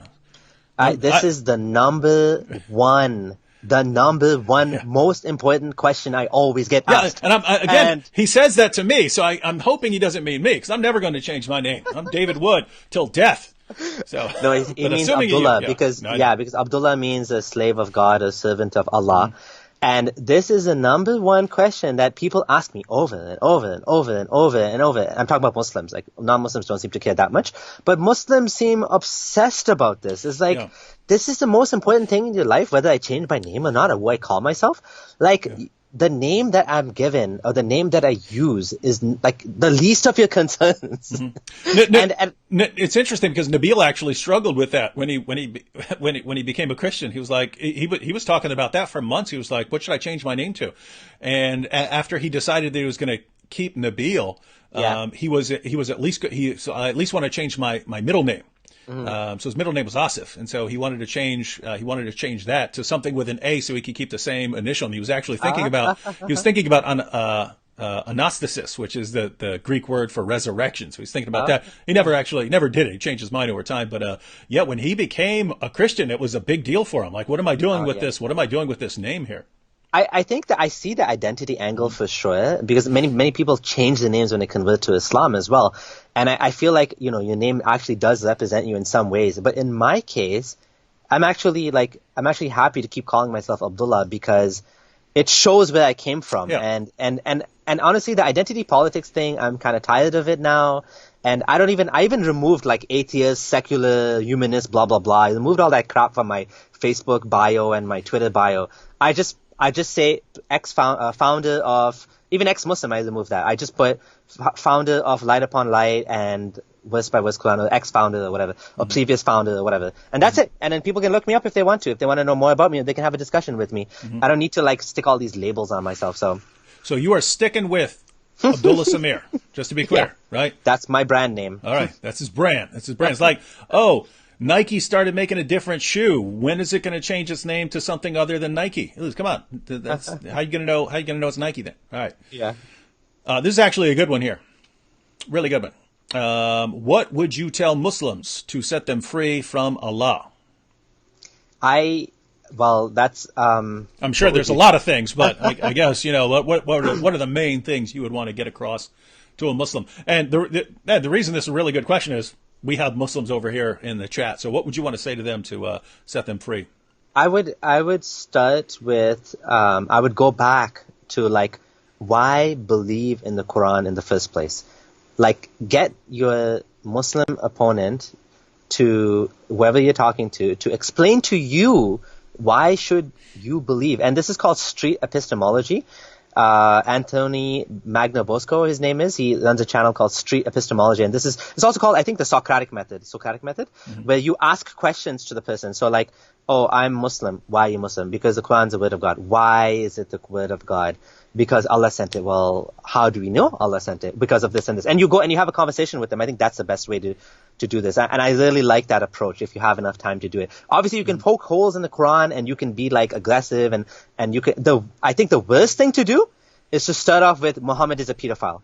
I think that's the worst, absolutely most dumbest way to start the conversation, because all it does is it creates barriers. The walls go up, the alarm bells go off, the guns come out, not the real guns, hopefully not the real guns, the imaginary guns come, and they start coming on the defensive, right? So you don't want to put them on the defensive.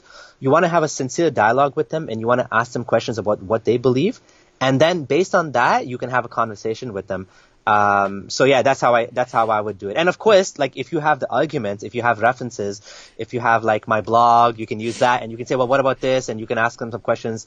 And I always tell people, you're most welcome to leave a comment on the blog. If you disagree with me, explain to me why, and I'll delete the post if it's wrong, right? And I've deleted posts before, once or twice, right? So I'm happy to do that.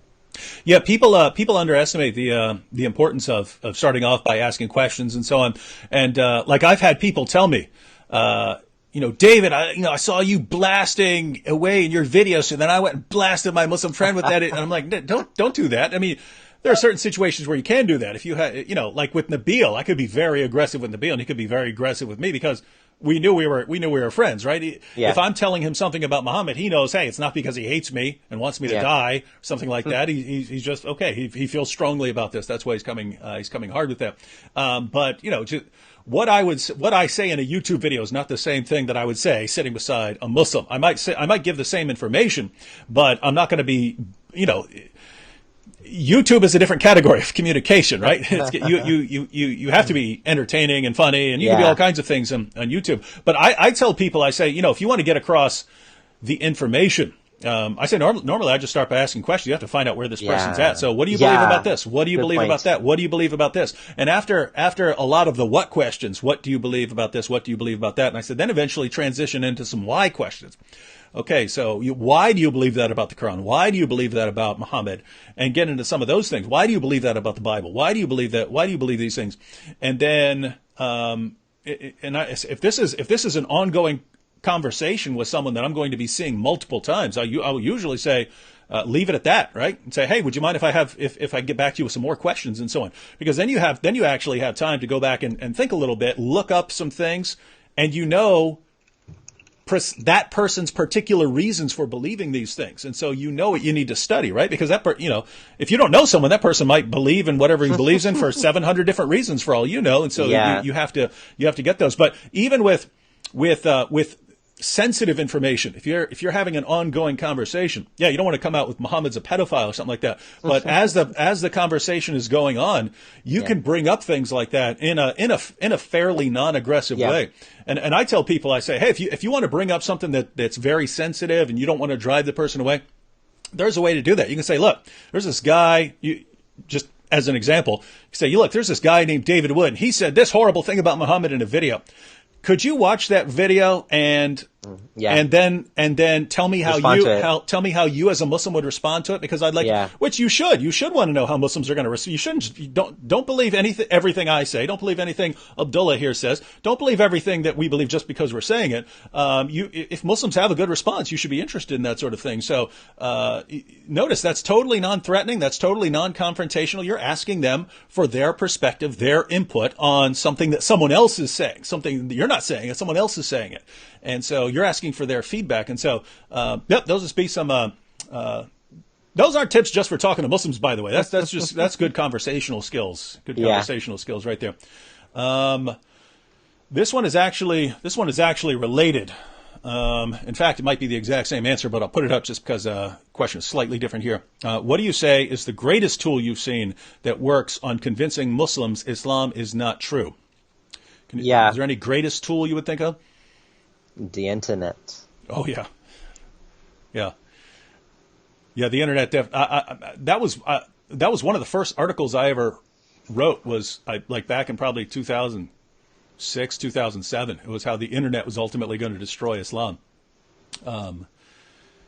Because Islam for 14 centuries has focused on keeping people insulated from hearing alternatives and from hearing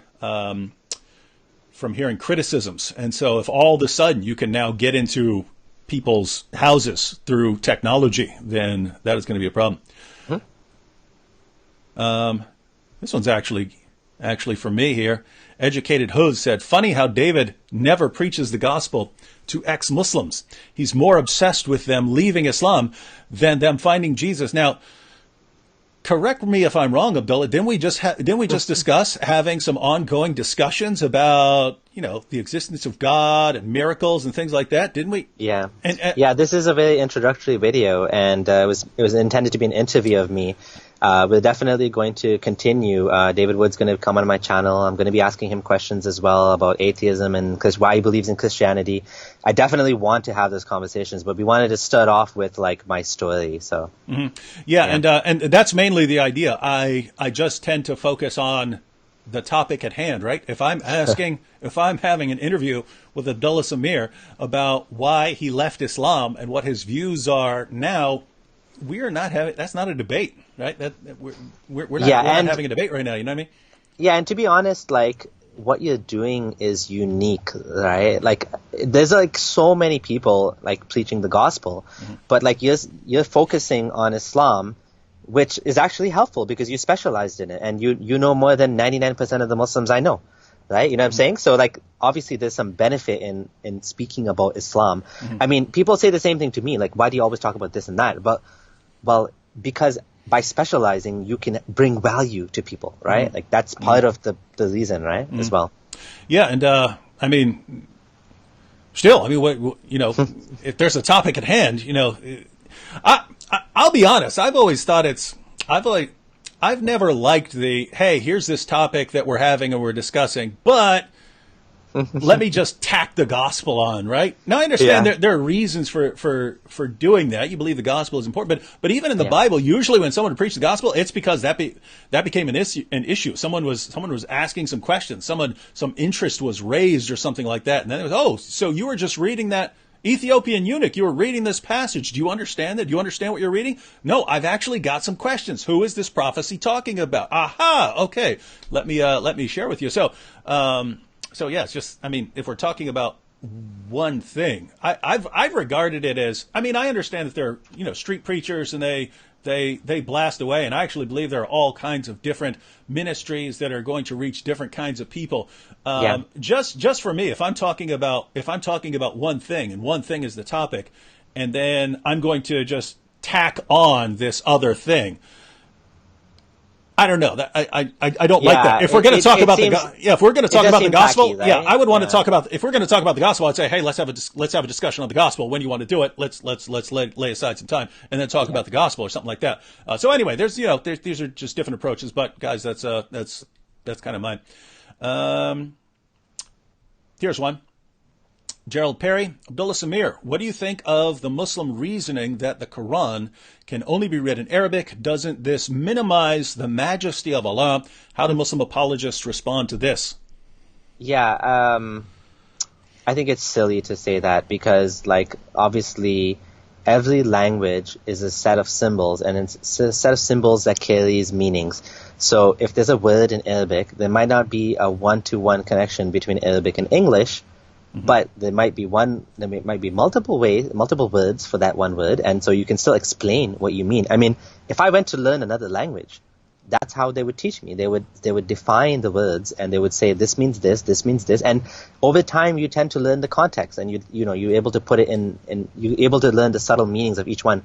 But if someone wants to limit, the Quran, and this happens all the time. You left Islam because you don't know Arabic. If only you knew Arabic, you would be a believer. Well, what about my friends like Hassan Radwan that is Arabic and he also doesn't believe in Islam, and he studied Arabic at university? Like, come on. No. He didn't do PhD. Oh, what? Like, come on. Like, if I come to Islam, I don't need to know Arabic. I can just read the English translation of the Quran and say, oh, I like this. If I want to leave Islam, you need to be like a PhD or something. Like, it doesn't make any sense. Yeah, and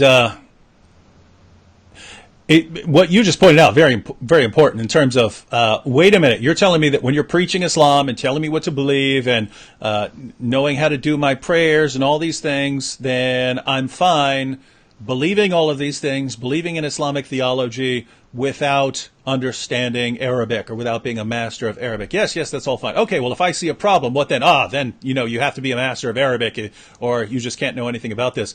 And, that's just silly. Because, I mean, think about this, right?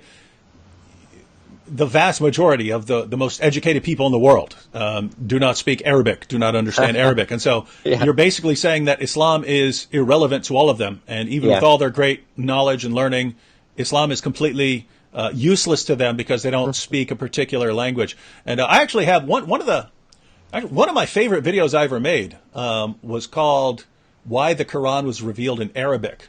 And so Gerald, if you type in why the Quran was revealed in Arabic, my video should pop up. And there I actually show that according to the Quran, the reason the Quran was revealed in Arabic was that all other people had received their prophets, and other groups like Christians and Jews, they had their books in their languages, but the Arabs were the last people to receive a revelation. And that's why Muhammad was the seal of the prophets. It was because he was the Arabs were the last people. And the reason the Quran was revealed in Arabic was specifically so that Arabs would have a revelation that they could understand in their own language. And you even have it in the Quran that on Judgment Day, if the Arabs were the only people who didn't have their own revelation and that they could understand in their own language, that they would have a fair excuse against Allah to say, hey, we would have served Allah better than other people if only we had had a revelation in our own language. So think about how significant that is, that according to the Quran was revealed in Arabic so that you didn't have to learn another language to understand the will of God, right? Because guess what? There were Jews who had the Torah and there were Christians who had the gospel. Allah doesn't say, oh, you Arabs, go learn their language so that you can understand their scriptures.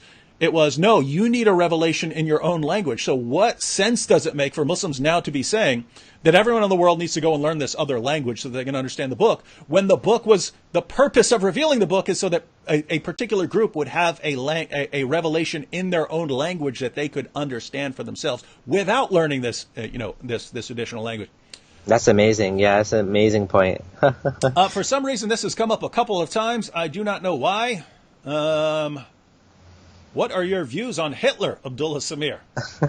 You know why? Because I'm atheist, so they want to get into the whole morality argument. Oh, so they want you to say he's evil, so they can say, well, aha, you believe in good and evil. Now, what's the? Yeah, okay. Something like that, or no, you can't condemn him because you don't believe in objective morality. I'd love to have a longer discussion on this, but just to very quickly answer. I don't believe in objective morality. I am a humanist, but I believe it's arbitrary that we selected, like we put ourselves at the top, humans, and human life is sacred, not for any inherent reason except that we just chose it to be. So obviously, like, I don't have any sort of foundation for that other than to reduce human suffering is my morality. And I have an article I wrote about atheism and morality. So I would condemn Hitler under that and say that he obviously killed many people and caused lots of suffering, and this was bad for that reason. That's basically it. Mm-hmm. Yeah. Can I say one thing? Sure. So my favorite video of yours is the Hajj video. I love that video. Like where you talked about how Muhammad said that Abraham was the one that came and built the Kaaba, and how, fact-checking that doesn't make any sense, right? And how he went to Masjid when he went on the night journey, Isra wal Miraj, he went to a mosque that didn't exist yet. Mm-hmm. Like that to me is my favorite video. I always send that video to people. Someone was asking about Hajj. I didn't go for Hajj. I went for Umrah, which is like it's not the actual Hajj ceremonies, but you go around 7 times and you run between Safa and Marwa, the 2 mountains. So we did that, and the whole family went for Umrah, and I thought it was cool. It was like a little fantasy land I was living in where I thought, oh, it's where the Prophet was, and this is so cool, and whatever. Mm-hmm. But like, I never cried when I saw the Kaaba. Mm-hmm. Everyone's like, oh, you're going to cry when you see it. And I was like looking at it. I'm like, it's smaller than I thought. That was the first thing that came to mind. I'm like, yeah, this is smaller than I thought. And then I was like, I'm not crying. Like, am I supposed to like be emotional and stuff about this? But no, it's just like a building. Like, whatever. Because you don't have enough faith, man. I'm not a true Muslim. No. That's the problem. It's in Surah 117. He who sees the Kaaba shall weep.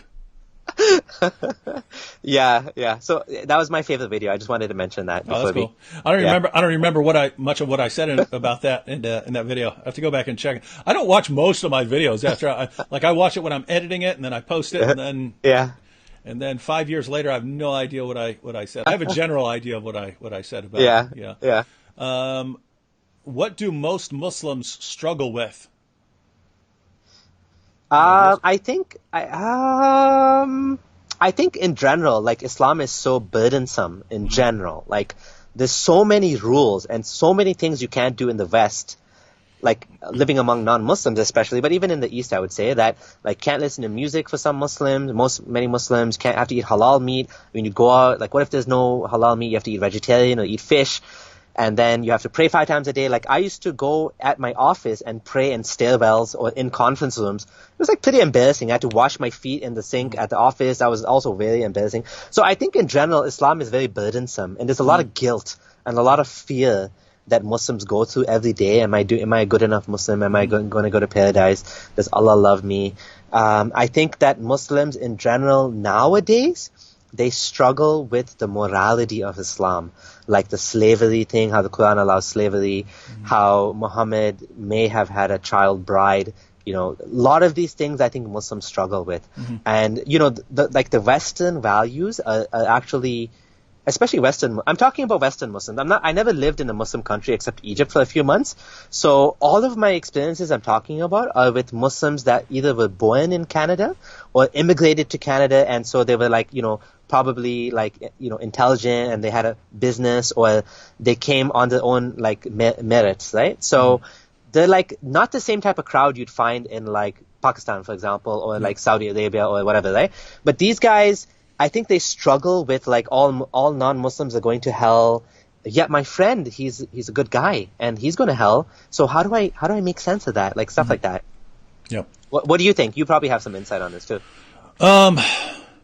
No. I mean, I was thinking, how would I know what most Muslims struggle with? I know what particular Muslims struggle with, and I've seen particular Muslims, and I know what they were struggling with. But I wouldn't know what most Muslims are struggling with. But your answer, your response makes sense. Okay, awesome. I think the Hadith as well. There's somebody mentioned black dogs in the chat. There's so much garbage in the Hadith that Muslims are, not to say the Quran doesn't have garbage in it too. I mean, I have to say the Quran has lots of garbage in it too. But there's far more in the Hadith just because they're far more massive collections. But you may have noticed this too. It seems like Muslims are more and more going Quran only without really understanding what it means to go Quran only. In not coherently knowing why they're rejecting certain hadith, not having a good reason to say, I don't like the hadith where he burned the eyes of the people and gave them camel urine. I can't say why I don't like it. I mean, I can say why I don't like it, but I can't give a good reason for rejecting it because it's in an authentic collection. So it becomes a selective, I only accept the hadith that are good. Or what does that mean, good? That I like, yeah. That I like. What? It doesn't make sense. You can't do that. Yeah, and it's just a huge interesting thing. Now, almost every time I quote a hadith, I'll hear from some Muslim who says, but that's not the Quran. I'll go, well, you praying 5 times a day is not in the Quran. What are you talking about? What reciting the Shahada? You have a Shahada in the Quran. It's not. It doesn't include, and Muhammad is his messenger, right? You get that from the Hadith. They don't realize so many of their practices. I mean, you're supposed to take the pilgrimage, and you're supposed to do your prayer. As far as the details on how those things work, so much of Islam comes from the Hadith. So for them to be tossing those out, just to avoid some embarrassing stuff, pretty rough. Here's a good one. 3 questions to a Muslim. If you had, basically, there are people here, they know Muslims. If you could give them, 3 questions to ask their Muslim friends. Now, it's kind of on the spot right now, right? But, what 3 questions would I ask if I only had 3 questions? Yeah. Basically, if people are watching and they've got some Muslim friends, what should be 3 good questions to ask their Muslim friends? Honestly, I think one of the strongest arguments. Okay, there's a couple of things. One of them is, how do you reconcile science and the Quranic worldview, and in particular evolution? Because evolution is a huge, I think it's a knockout blow for the Quran, because it's very difficult to, and I guess I would see it as a problem with Christianity too, because Adam and Eve, I don't think there was any first human. I don't know how you would kind of deal with that. There has to be a first human. Well, right? There would have to be, right? I mean, there, even whatever you want to believe, there has to be someone there. Yeah, you would say there's someone before that, right? But there's. But there's no cutoff point where now it's a gray area. That's what I mean. Yeah, that's what you would say. Yeah, so I guess that would be one of the things. How do you reconcile science in the Quran? How do you reconcile morality in the Quran? And how do you justify Muhammad's actions as being the best man that ever lived? So those would be the 3 things, and those are the main reasons why people leave Islam. Let's see. Is there any sources you have on the perspective that the Quran was combined together from the Torah, the Bible, etc.? If yes, could you talk about it. So I guess they're wondering about, is there a book or something like that? I stopped using the argument about like the Torah and the stories in the Quran coming from previous books, because it's more difficult to prove that. And I'm not saying it's not true. Like you gave specific examples. Someone like you was more knowledgeable with the Bible and these apologetics is able to kind of have these dialogues. But for someone like me that doesn't know the Bible, it's much more difficult for me to prove these things. So I don't even use the arguments. I have other arguments I use about in general why I don't believe Islam is true. A lot of them have to do with science in the Quran. Some of them have to do with what Muhammad did. And I have a post on on the main page of my blog. I have my top articles against Islam, and that's what I use. Mm-hmm. Yeah. I know there are books that deal with the sources of the Quran. In fact, there's one by I think it was written in the 1800s by Tisdall, I think his name is. But okay. normally though, like I'm more familiar with looking at them on a case by case basis. In other words, looking at a particular story in the Quran and then looking up where that comes from and so on. Yeah. Rather than here's a collection of them. Here's a book that goes through them. But Tisdall does discuss a bunch of examples, and you can actually get that on the Answering Islam website. So if you go to answering-islam.org, you guys just start looking at the Quran, and you'll there's a Quran tab, then go to there and start looking up sources of the Quran. And so we find... Yeah, that's a good point. That's a very good point, because there's different places for different things. Like some of them, like you said, come from the Talmud. The whole Alexander romance ended up in the Quran. The Syriac Alexander romance ended up as Dhul-Qarnayn. The infancy gospel and some of the other stuff ended up with the stories of Jesus, the heretical kind of beliefs about Jesus. There's many different sources for each one of them, I guess, each one of the stories in the Quran. And it's quite fascinating when you look into this stuff. Like academics have done an amazing job. I think his name was Budge in the 1800s or the late 1800s. He did research, and he's the one that translated the Syriac Alexander romance into English, and that's when people started to see it and notice the similarities between that one and the Quran. So I think academics have done a great job on this, but I don't know any one particular book. I guess Answering Islam would be a good source. So they have a collection, and Tisdall's book is there as well. The whole text is there. Where did that go? Now here we go again. Fred Gentz, check this out. David, if the gospel is not presented, this live stream will be useless. Notice he say it's useless, right? Now, guys, this is just the attitude is amazing, right? Because I understand saying, hey, present the gospel, something like that. I understand, hey, you're a Christian, present the gospel, and so on. The idea that everything is useless, right? That there is no point in listening to this man's story, that there is no point in understanding what issues he had with Islam, that there's no point in anything. There's no point in undermining Islam. But let me put it this way. Suppose we never mentioned Christianity, and Abdullah here gave slam dunk, knockdown responses on why Islam is false. You want to say that is useless, and I assume you're talking about from some eternal perspective or so on. But it's just nonsense to say it's useless, right? Useless in what sense, right? Let me put it this way.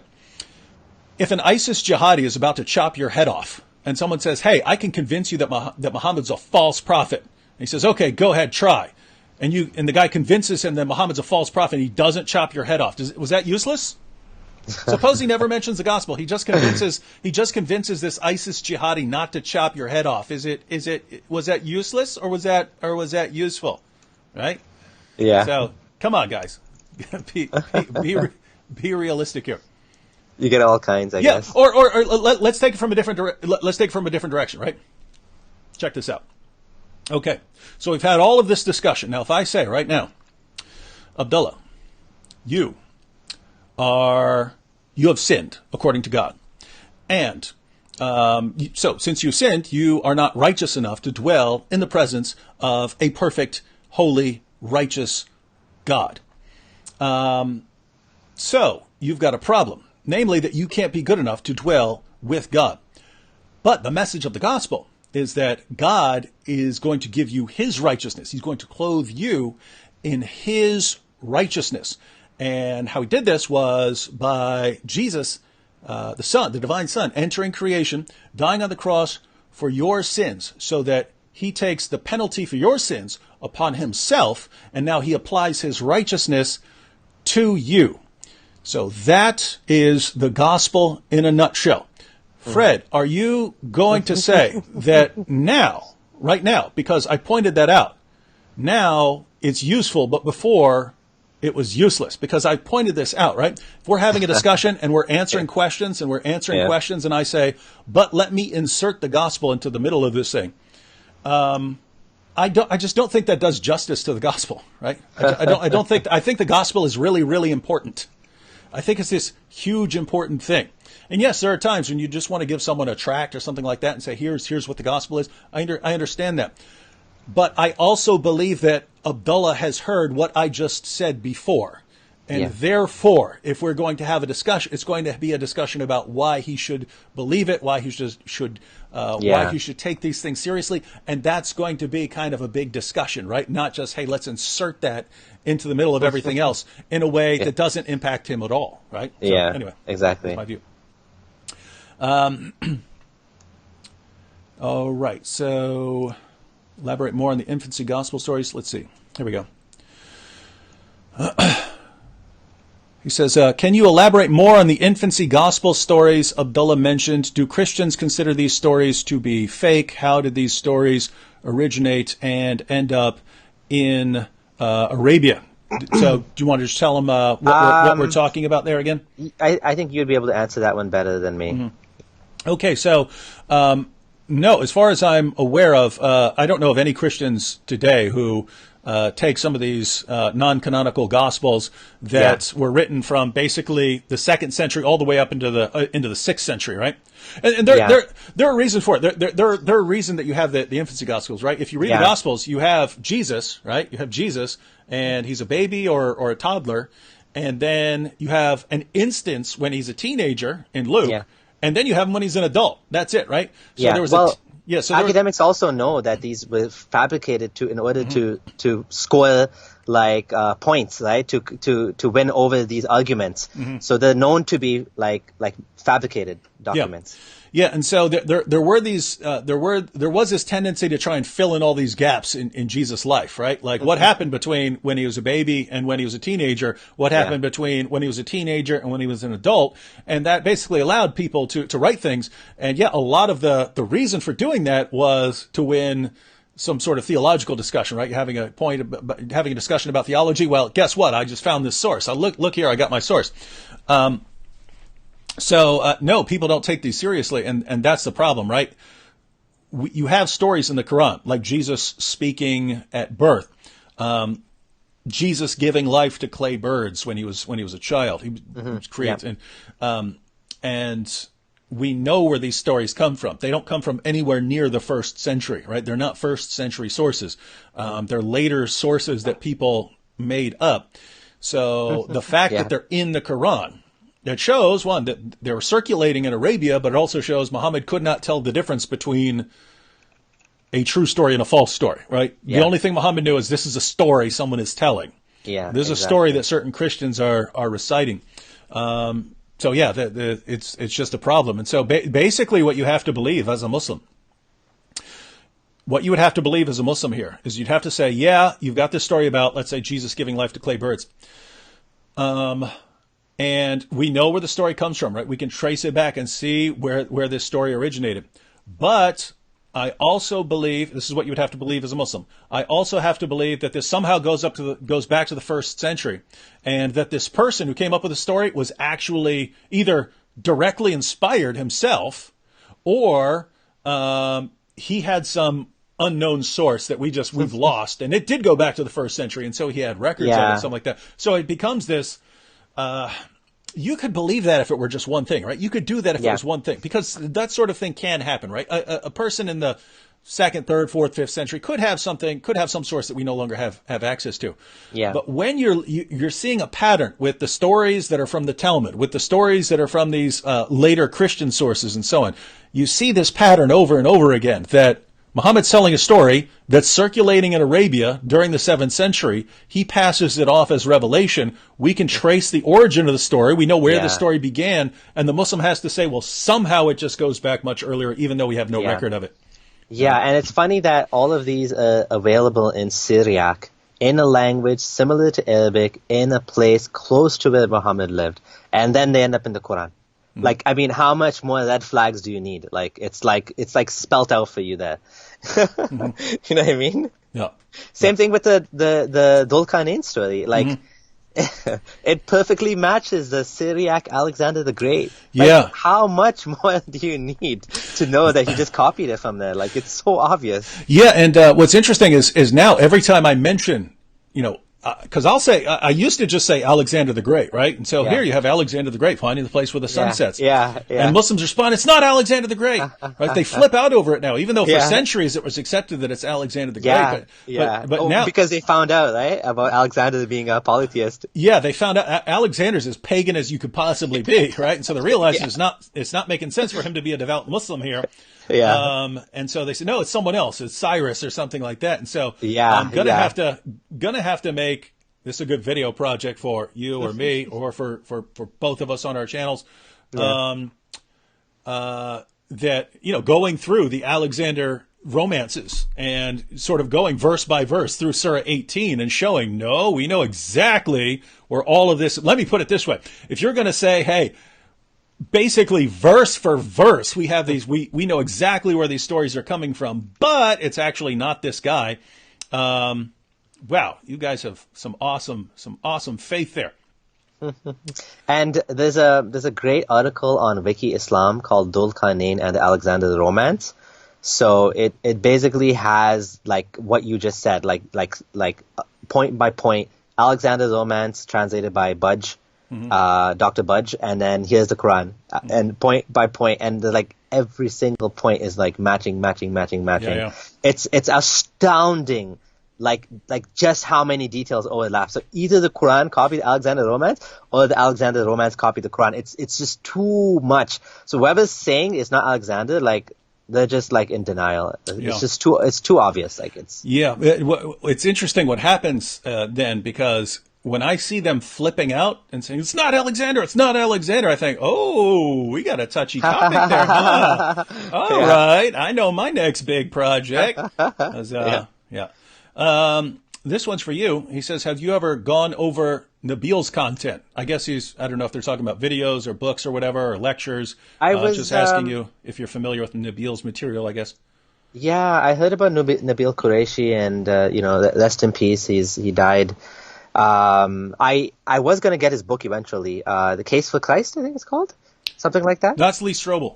What's his book called? Nabil had 3. His main book was Seeking Allah, Finding Jesus. Ah, yes, that's the one. Mm-hmm. Okay, so yeah, I was hoping to read it. I never got to. I saw a few of his videos, but not as familiar with his content. I know he used to be Ahmadi as well.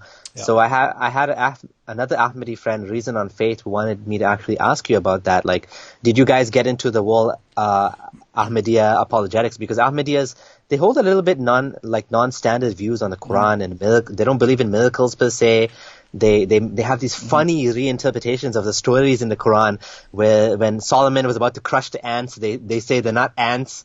They were like a little army or something. They have these they don't believe in miracles, and they don't believe in talking animals, and so they have all these funny reinterpretations. Did you guys ever get into that? No, I mean I've mentioned. Well, yeah, we eventually got into the Ahmadi stuff, but that was me bringing it up, knowing that he was an Ahmadi. But okay. I pointed out that no, when Nabil and I were having our discussions, he was trying to prove to me that Muhammad was a prophet. that the Okay. Quran is the word of God. And the arguments he used were basically the same, perfect preservation, scientific miracles are the same things you hear from Muslim apologists in general. Okay. The exception was that with the crucifixion, because Ahmadis don't believe that Jesus died by crucifixion. They believe he was nailed to a cross. Oh, yes, But yes. even people like Zakir Naik and Shabir Ali now present that position and so on. So that even that wasn't terribly unorthodox. But yeah, I eventually decided to go on the offense against Mirza Ghulam Ahmad, and I got one of his books, and I was reading it, and I was like, this is the stupidest thing I've ever. It was page after page of him bragging about how brilliant his arguments were. And there was like the stupidest stuff I've ever read. Now I read something by another book by a later Ahmadi, Yeah. and I don't remember if this one came from Mirza Ghulam Ahmad or the later guy, but it was like, if God were a trinity, then every planets would be triangles and not planets, not spherical, right? And so I was like, but then they're just going on about how brilliant these arguments are, and it sort of reminds me of like the chest thumping of lots of Muslim apologists, Yeah. where if your audience isn't really following your argument, but you're just, this is the most brilliant thing anyone's ever said, then hey, maybe you'll convince someone. Yeah, exactly. Someone by that. Yeah. Now this is interesting. I haven't. Zahra here was one of the ones who said, who asked if we could, if we're going to have some questions. She says, Muhammad, peace be upon him, and so. Matter of fact, we only have a few minutes left because I certainly don't want to go over 2 hours. I see I'm only like barely halfway down the scrolling through the comments here, and that's after I started asking for questions. Yeah. So I want to scroll down and look to see, because Zahra is a Muslim and she was the one who said, "Hey, can we have some questions?" So I want to scroll down there to see if we have any questions from her or from the Muslims here. But she said, Muhammad, peace be upon him, is a prophet and a messenger. Now, you got to love this reasoning here, by the way. Look at this reasoning. Muhammad, peace be upon him, is a prophet and a messenger. Messengers convey from God. And the Quran was revealed to him. That's why we know he is a prophet. It's called a circular argument. Yeah, that you can't get more circular than that, right? Muhammad is a prophet. Muhammad is a prophet. Prophets convey from God. The Quran was revealed from him. That's why we know he's a prophet. Yeah. That's now, again, there are a ton of questions here. We only have a couple minutes left, so I'm just going to scroll down to look and see if there's anything from Zahra. Let's see. I'll just post her comments here. She says, now she's responding to other people's comments here, so she was in a discussion over here. She says, he was called crazy, a poet and a madman. He was boycotted. Good He question. experienced many hardships along with those that started following him. You think he claimed it just because it was fun? So notice, this is actually an important point here. Do you think? I think the gist here is: do you think he was not just because it was fun, but do you believe? And so I'll go ahead and give what I think is the heart of her response here. Do you think Muhammad was deliberately making this up? That he's really doing it deliberately for worldly gain, or did he really believe that he was a prophet? Because apparently, Top Student had said something about Muhammad was just doing it, because of whatever he's getting out of it or something like this. And she's saying, but look, he was called names. He was boycotted, tons of hardships. Why would he do that unless he actually believed it? That is an amazing, great question, and something that many, many Muslims struggle with, and they want to have an answer for it. I actually have a YouTube video I did on this. It's one of my favorite videos. It's called The Science of Prophethood, and what I think is, okay, we'll never know for sure what was going on in Muhammad's head. But what we can see is that it appears that early on he may have suffered from something called temporal lobe epilepsy. This is something that can happen when you do extreme meditation.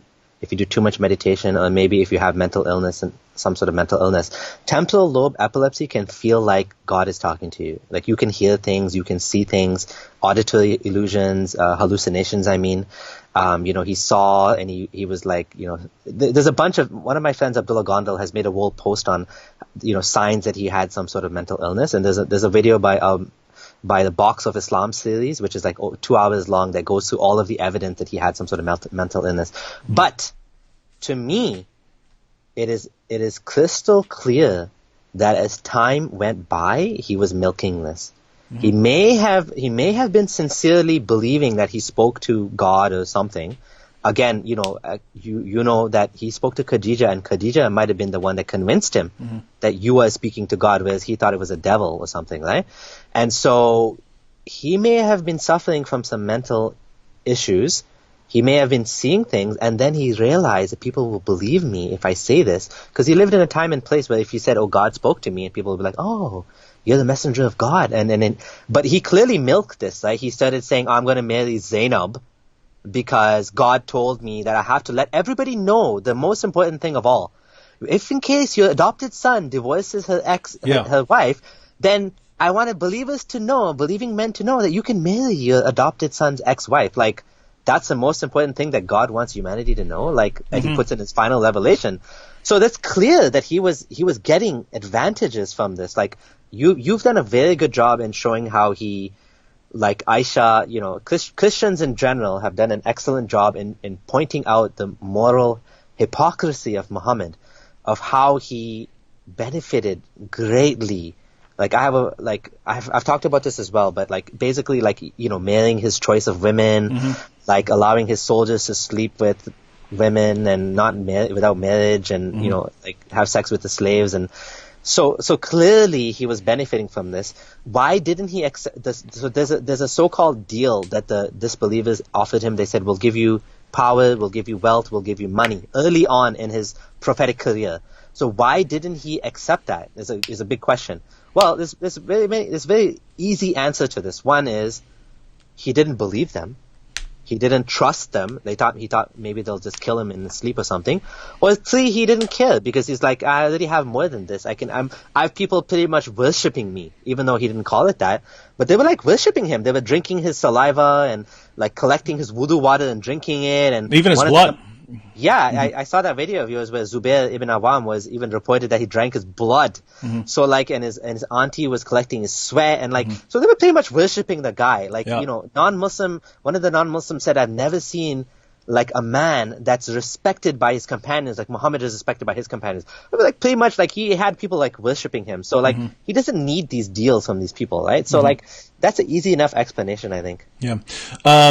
And my basic view is I believe that Muhammad was convinced that he was a prophet, and so but we have so many of these issues like Zainab and Muhammad getting more wives than other people got, and the situation with Sauda, and him making an oath to his wives that he would stop having sex with his slave girl, and then getting a revelation. For those of you who aren't familiar with it, look up Surah 66, verses 1-2. That's a response after Muhammad took an oath to stop having sex with his slave girl. Allah steps in and says, "Hey, I didn't tell you to make that oath," and so it was telling him, "Hey, I didn't tell you to make that oath, so you don't have to keep it. So you can go back to having sex with your slave girl." He eventually got her pregnant, and so these kinds of things. There, the issue is, it's okay if he sincerely believed that he was a prophet. Was he adding things on deliberately, or were these just sort of affecting his subconscious, and then they come out perhaps through the temporal lobe epilepsy and stuff? I don't know enough about that. Yeah. I know Brother Rashid is a big proponent of that as well. That because he's pointing out that it can, the disorder can actually do things that really line up. Like it can give you like turbocharged sex drive and stuff like that. That these episodes can do that and stuff, and then you read about Muhammad having sex with 9 women and girls in one night and stuff like that. So anyway, might fit, but oh, sorry, I misquoted. It wasn't Abdul Hamid and Box of Islam. It was Brother Rashid. Oh, okay. Has a video called "Muhammad in the Light of Science and Medicine."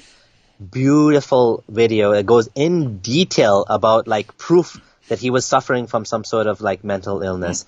And like you said, like basically extreme narcissists, like they can't differentiate between like themselves and like God. They think they're God pretty much. Like if God is if they want something, God tells them, do this. Like so we don't know. Maybe he was that self-deluded, or maybe he was just taking advantage of people. Who knows? But it doesn't matter. Yeah. Right? It doesn't matter at the end of the day. Either way. It's not Muhammad's revelations from about Zainab and all these things. He was either deluded into thinking, hey, I'm really getting a revelation from God, saying that God wants me to take the wife of my own adopted son. Or it was deliberate. So, that affects our view of him a little bit and stuff, but it's either way, that's not coming from God, and it's not something that anyone should be following. Here's another one from Zahra, and there's one more comment I wanted to get to because it's a good way to conclude, but one more from Zahra here. She says, I have a question. What do you think about people that revert to Islam and get abuse and kicked out by their families? Yeah, that happens. But I think in general, I think in today's world in general, it's much more likely that you will face abuse for leaving Islam than accepting Islam. Mm-hmm. Yes, people do face abuse for all sorts of reasons, including converting to Islam. But in general, people in the West, in Canada, US, I'm just speaking about maybe let's just limit it to Canada and the US because that's what I know.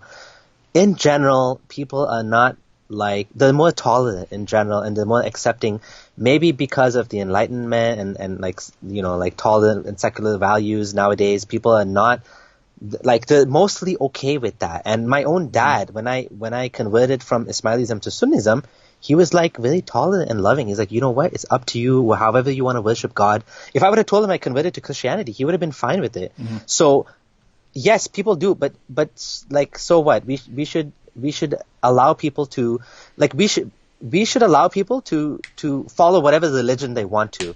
So for Zara, whoever's saying this, okay, yes, that's a bad thing, and we should help people. If someone wants to be Muslim, I support the right to be Muslim. If someone wants to be Christian, I support the right to be Christian, as long as they're not imposing the religion on me, right? Mm-hmm. As long as you're not putting your laws that I cannot do this onto me. You can follow, if you don't want to drink alcohol, by all means, but you don't have a right to tell me that it's haram to drink alcohol because that's my own choice. Of course, unless it's the law of the land. And of course, I'll respect the law of the land, and we can debate that in society. The benefits of alcohol or not allowing it or whatever, banning it. But that's where I draw the line. It's yeah. And so what I find amazing here is that someone like Zahra is basically looking for us to say, you shouldn't. You shouldn't be abused or something like that, or attacked or something like that because you've converted to Islam. But the moral point she's trying to make here, if you actually believe that, Zahra, why do you believe in a prophet who said if anyone leaves his Islamic religion, kill him and carry out the Sharia penalties even against your own family members? Right? You have a prophet who's saying, look, you would have to kill your own family members if you're going to carry out the penalties, right? Yeah. He said both of those things. Yeah.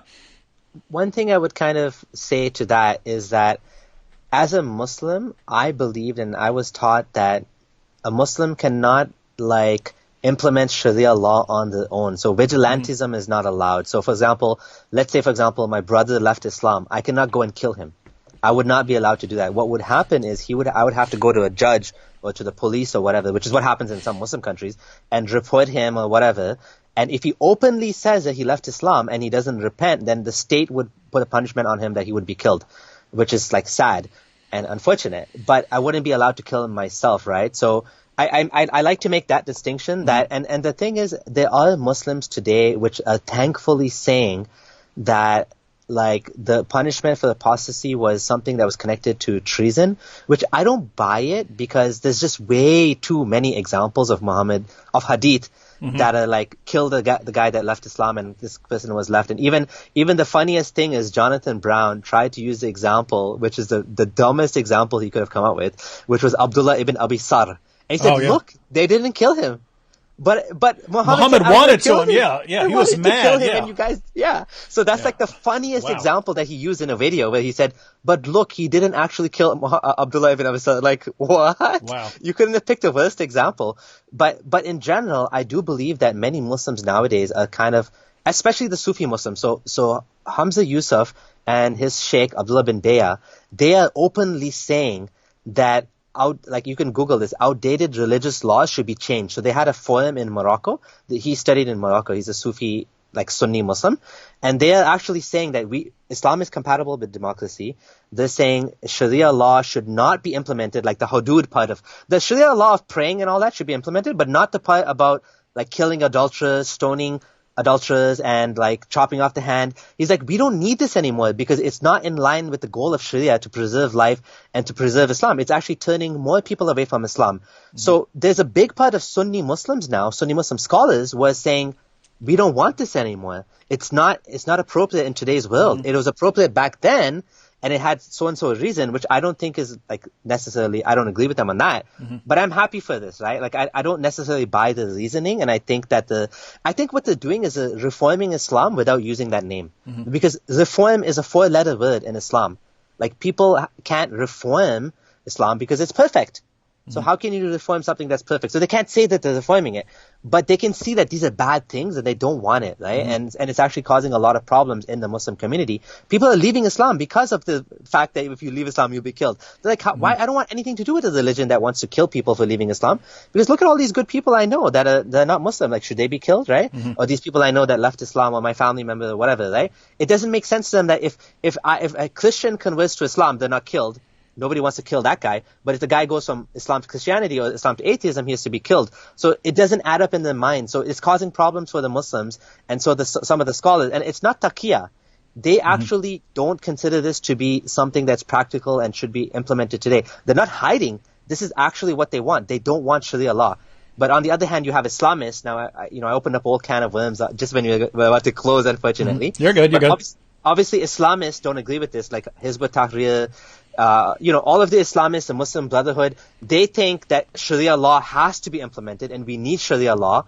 And they disagree with Hamza Yusuf and all of these guys that are saying we don't want it. So there's some tension in the Muslim community, but I really do hope that as time goes by, the ones that don't want hudud punishments will win over the ones that do want it. And there's always going to be a clash, and there's going to be a debate, continual debate going on. Mm-hmm. So yeah, and couple of things. You mentioned that normally under Sharia, if there are charges against a person, there's supposed to be a trial, witnesses are supposed to be brought forward, exactly. and so on. So that is what you would get. I mean, in the Muslim sources, when someone is accused of adultery, they would come to Muhammad and so on. The issue I have is that very easy to misunderstand that, right? I mean, if you're reading and you see, if anyone leaves his Islamic religion, kill him. Yeah. Oh wait, that guy left his Islamic religion, right? Or Muhammad's ordering his followers. And there was examples where people killed a like slave girl. Yeah. And that was not through a trial. The guy just killed his slave. Yeah, and so that's the other thing that's perfect is that Muhammad basically said, okay, well, no recompense payable for her blood. So it's, hey, yes, in theory you should have brought charges, but you went ahead and killed her, but no problem, because, she was doing some bad stuff there. So it does look like there's some room to slide. On the issue of reforming Islam and so on, I think that I agree with the Islamists on what Islam actually teaches. But I've often thought, I thought years ago, because I was thinking, how would I make an argument that Islam could be reformed if I were a Muslim? And I think I've got a better argument than most of the people. Most of the people that you hear, and I don't mean like the legitimate scholars who are actually doing work on why you should not impose these penalties. I just mean the Western people who say, oh, that's not what Islam teaches. Oh, no, they don't teach. Muhammad didn't teach that. They just deny it. So those people I don't even take seriously. Yeah. But I've often thought that you could basically argue along these lines, right? When Muhammad was in Mecca, he taught his followers to preach a message of peace and tolerance. God's going to judge you in the future. But hey, if we have a disagreement, hey, let's not start killing each other, because that's what was in the best interest of the Muslim community at the time. Later, he received Surah 22, where he could start fighting defensive jihad. He was in no position to take over Arabia or anything like that, but it was in the best interest of the Muslim community at that time to start fighting defensively and so on. Later, when he was the most powerful force in Arabia, the message changed again to, now you violently subjugate this area. And so I'm sitting there looking, I'm saying, because if you look at the commentaries and so on, it's, well, Islam got to a place where now the message was, offensive jihad and so on. But I was thinking, if I wanted to argue it, and I don't think I've ever shared this before. I was thinking, if I were going to argue, I would say, yeah, but look at the assumption that's under all of this. Namely, you always do what's in the best interest of the Muslim community, right? In these different situations. So it's not these specific commands for these different situations that is the rule. The underlying rule for all of this is you do what is in the best interest of the Muslim community. And what's in the best interest of the Muslim community now in our world? Well, it would not be waging jihad and killing and so on. It would be something else. And so argue that there's something that's actually better, that's in the best interest of the Muslim community now. And there's a name for that. There's a sheikh by the name of Mufti Abu Layth, and he calls this trajectory hermeneutics. So like what you just said, like, oh wow, the goal, I thought I invented that. That's awesome. That's awesome if someone else came up with it. Like the goal, like for example, they use like the example of like how is Muhammad like tried to. I don't buy it. Again, I'm like you. I don't buy that Muhammad wanted to ban slavery, because he could have. Yeah. It was simple enough for someone with unlimited power like him. He banned interest, riba. So why couldn't he ban slavery? He could have. I don't think he wanted to, but they claim that, it's along the lines of he made it harder to get slaves. You can only capture slaves from war. You can't kidnap them. You have to you should free slaves. You get lots of reward. Yeah, it's a good deed. So it's a good deed. So if you go along this line, now slavery is forbidden. Of course, the Islamists will say, it doesn't say it's forbidden. Slavery is still allowed. And obviously ISIS and these extremists will continue making slaves of people. But the ones that have like good intentions are using this trajectory hermeneutics kind of idea. Yeah. Interesting. All right. One more question, because this was a good one to close out with, from Luigi 2K. He says, from here in the U.S., cultural conditions in the U.K. appear. So he's talking about being in the U.S., looking over at the U.K. From here in the U.S., cultural conditions in the U.K. appear so dire that it appears only the goodwill of apostate Muslims will keep that country from becoming another Sharia-compliant republic. Is this true? So I think he's basically saying, are the Muslims who are leaving Islam, becoming apostates, are they basically what's going to stand in the way of Islam expanding so much that, things start becoming more and more Sharia compliant? Yeah. In other words, because you could apply this elsewhere. In other words, are you and your fellow, that's why I said this is a good one to sort of close out with, are you and your fellow ex-Muslims actually the solution that people are looking for to these hopeless situations, right? Because looking over here, looking at Europe and situations in Europe, lots of people are looking at that going, this is just hopeless. This is just a big mess. Look what's happening over there. It's horrible. And so basically, are you and your ex-Muslims basically the solution? The solution. Yeah, it's a good question. I can't speak for UK in general. I have seen a lot and heard a lot of worrying concerns. In general, like the world demographics issue is going to be a problem in general because Muslims tend to have a lot of babies. I have 5 kids. You also have 5 kids. But in general, Muslims tend to have an above average size family. And it's good you were a Muslim first, because if you've been an atheist, you would have had 0 or 1. That's what. If you've been an atheist first, yeah. Yeah. So I'm evening it out now. But it is concerning, like in general. Like I don't know about UK, but I have heard some concerning things. But speaking in general, I think that helping people to leave Islam, and it's not just ex-Muslims, like you're doing a good job too. You're doing a great job. like people that are able to speak and challenge and have dialogue peacefully and discuss with others and to bring this conversation forward, to talk about different topics like human rights and, freedom of religion or freedom from religion and, all of these things, right? Even you'd be interested in talking about salvation as well. On top of all these things, I think having these conversations is something so useful because people are able to then see through Islam. Ex-Muslims are doing a part. We're not the only part. Like I said, you're also doing a part. And I actually started this whole journey from a guy that was neither Muslim nor ex-Muslim. He was looking into Islam, and then he opened up my mind into looking into these things. And I had like some of my coworkers as well that were they were atheists, but they were challenging me on some of the things I was telling them, and it helped me to look into it more.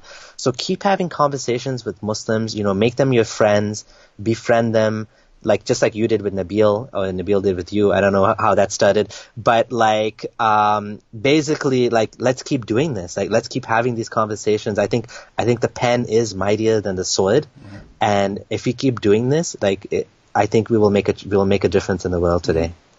Yeah, absolutely. And I just want to say, I believe that ex-Muslims are a huge, massive part of the solution, and that's why I'm you,